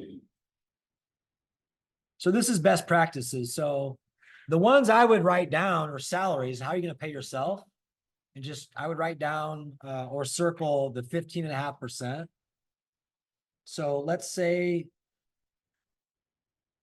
your GCI is 150K times 15.5%. So if you're making 150K, you're going to pay yourself a salary of about $24,000 a year, which is only $2,000 a month, right? At 150K in GCI. So you're like, man, how can I live on that? Well, that's your salary. Now, as a sole proprietor, I would do an LLC. You can take owner distributions based on the profitability of that company at a lesser tax rate than what you'd be taxed on for your salary, right? So that's why you're going to take a low salary, and based on the profitability of your business, you'll take owner distributions, and so that's how you'll capture more of that money from an IRS standpoint. Any questions on this? So I would track that 15.5% for salaries based on your GCI. The second thing I see agents under investing in is lead generation. So that should be 9.6% of your operating budget. So again, if your GCI is 150K annually, and lead generation, take that times 9.6%, that's $14,400 a year. Divide that by 12. $1,200 a month is what you should be spending for lead generation. So again, I ran a $50 command ad recently, got 19 leads, turned into 2 buyers for $50. And I have, if I'm making 150K a year, I have $1,200 a month to spend on lead gen. Could we do a quick, like, what is and what isn't feature? Because that's one thing that I hate is like, when you kind of fool yourself. Right? So, Yeah. So I think obviously, internet ads, all of that, but what about like, if I consider, hey, I want to, do 2 dinners this That's month meals. with, engaging like a lead, would you say, hey, I'm inviting you to dinner, I want to chat real estate? That's Like, meals. That's not lead gen. so that would be- You would book that as you have a budget for meals too. You have a monthly budget that I allocate for meals, business related meals. So you have to talk about real estate during that dinner, that lunch, that coffee. Yeah. And so, for instance, Ben, Caleb was in the role. There is a monthly budget we have for meals, and then that includes coffees and lunches. It's really low. It's like $250 a month, and which try to go out and eat lunch, 2-3 times a week on that. So it's more for coffees, right? What's lead gen? What's, hey, we got $1,200. Anything that generates a lead, any expenditure that generates a lead. So it could be Zillow. You're allocating, if you're spending $2,000 or $3,000 a month on Zillow, I hope you're splitting that with the lender, and I hope you're actually getting business from that, because you're going to be out of budget really quick. So I guess my question is, outside of like internet. Yeah, lead gen, mailers. okay. Mailers could be marketing, but also if you're doing $100 or $200 a month on direct mail pieces that are, have a QR code, find out your home's value, go to this website, click on the QR code, and that generates leads. That's budget for your lead gen. But mainly it's going to be It's gonna be generating internet or online leads Is that pretty much what it is? is what this is gonna be. Yeah, yeah. Okay, I just didn't know if there was anything outside. It also could be software, like, if you're subscribing to Mojo to get, FISBO expired call lists. That's also gonna be a lead gen expenditure, software. Yes, Josh. I'm thinking as a, with your lunch that you do, like, in that situation, I feel like your lead gen would have just been whatever got you to talk to them, set up and got it. Yes. It could be whatever it is. Me, my full-time job is kind of around customers all day, so I'm talking all the time. So my lead gen could be talking to people. Yeah. Starting. a Well, you may be relationship. way under budget here, but if you have, my point is, if you have a budget, I would supplement that with throw $5,000, $750,000. I mean, whatever your budget is, be within budget on internet leads. But the key with any leads is somebody has to be there to call, service, and follow up with them. Like, just to be generating leads for the sake of generating leads isn't going to do anything for you, because lead generation, lead conversion, while they go together, are two different things. So you need to have a system in place for nurturing and following up those leads too. And so in Command, we call that smart plans. And like the lead that Danny got qualified, came in through Command, went on a smart plan, started engaging with the smart plan. We pick up the phone, called them, and next thing you know, we got him in touch with the lender, we got him pre-approved, and now he's out, getting ready to go out and show them homes. So, yeah, you can be under budget. If you're under budget, that's okay. I just want all of you to be thinking about having a budget, sticking to the budget. And if you're spending nothing, but if you're making $150,000 a year in real estate, you should be reinvesting some of that money and generating more business. And if your model is, I work by referral and through just networking, and that's working for you, great. Because the lower your expenses are, the higher your profit margin is going to be, right? And by the way, these are best practices. If you're spending more than $1,200 a month, you need to be aware of that too. You need to be looking at these numbers and knowing them. Like, man, I'm way over budget. If I want my profit margin to be 40% or more, then I need to get that down. And then it just gives you an opportunity to look into what's working for you and what isn't. And we call that red light, green light, right? If it's not working, you're not getting a return on that, stop doing it. But also give it enough time to build some momentum. Sending out postcards to a neighborhood for 1 month with a QR code asking, do you want to know your home's value on it? That's not long enough. You need to really, if you're going to do direct mail, do that consistently for 12 months before I think you're going to see any type of result that will allow you to draw a conclusion. Is this worth my budget or not to continue to do this? And the reality is, depending on how many you're sending out, one deal could pay for it, but then the next deal turns into profit for you. Okay, how do I build a P&L? Well, it's 12:03, guys. So I'm gonna wrap this up because it's lunchtime, and then I know a lot of you are here for our next instructor, right? So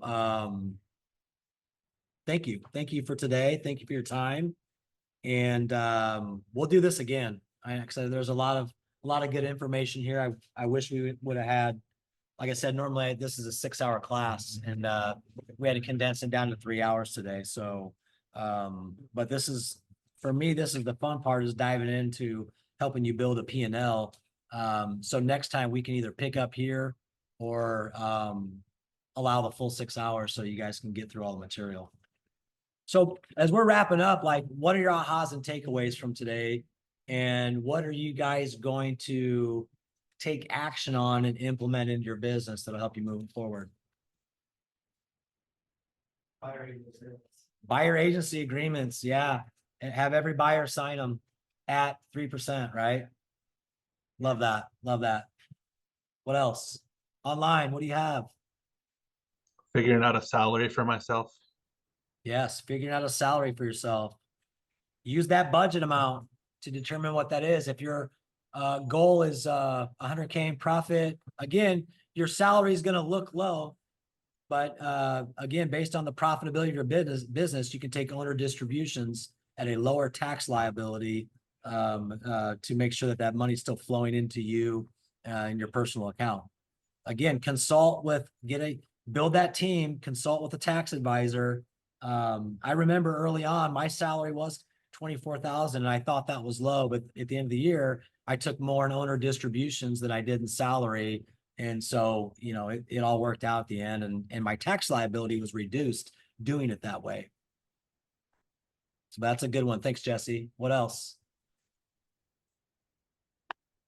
Pay yourself a salary.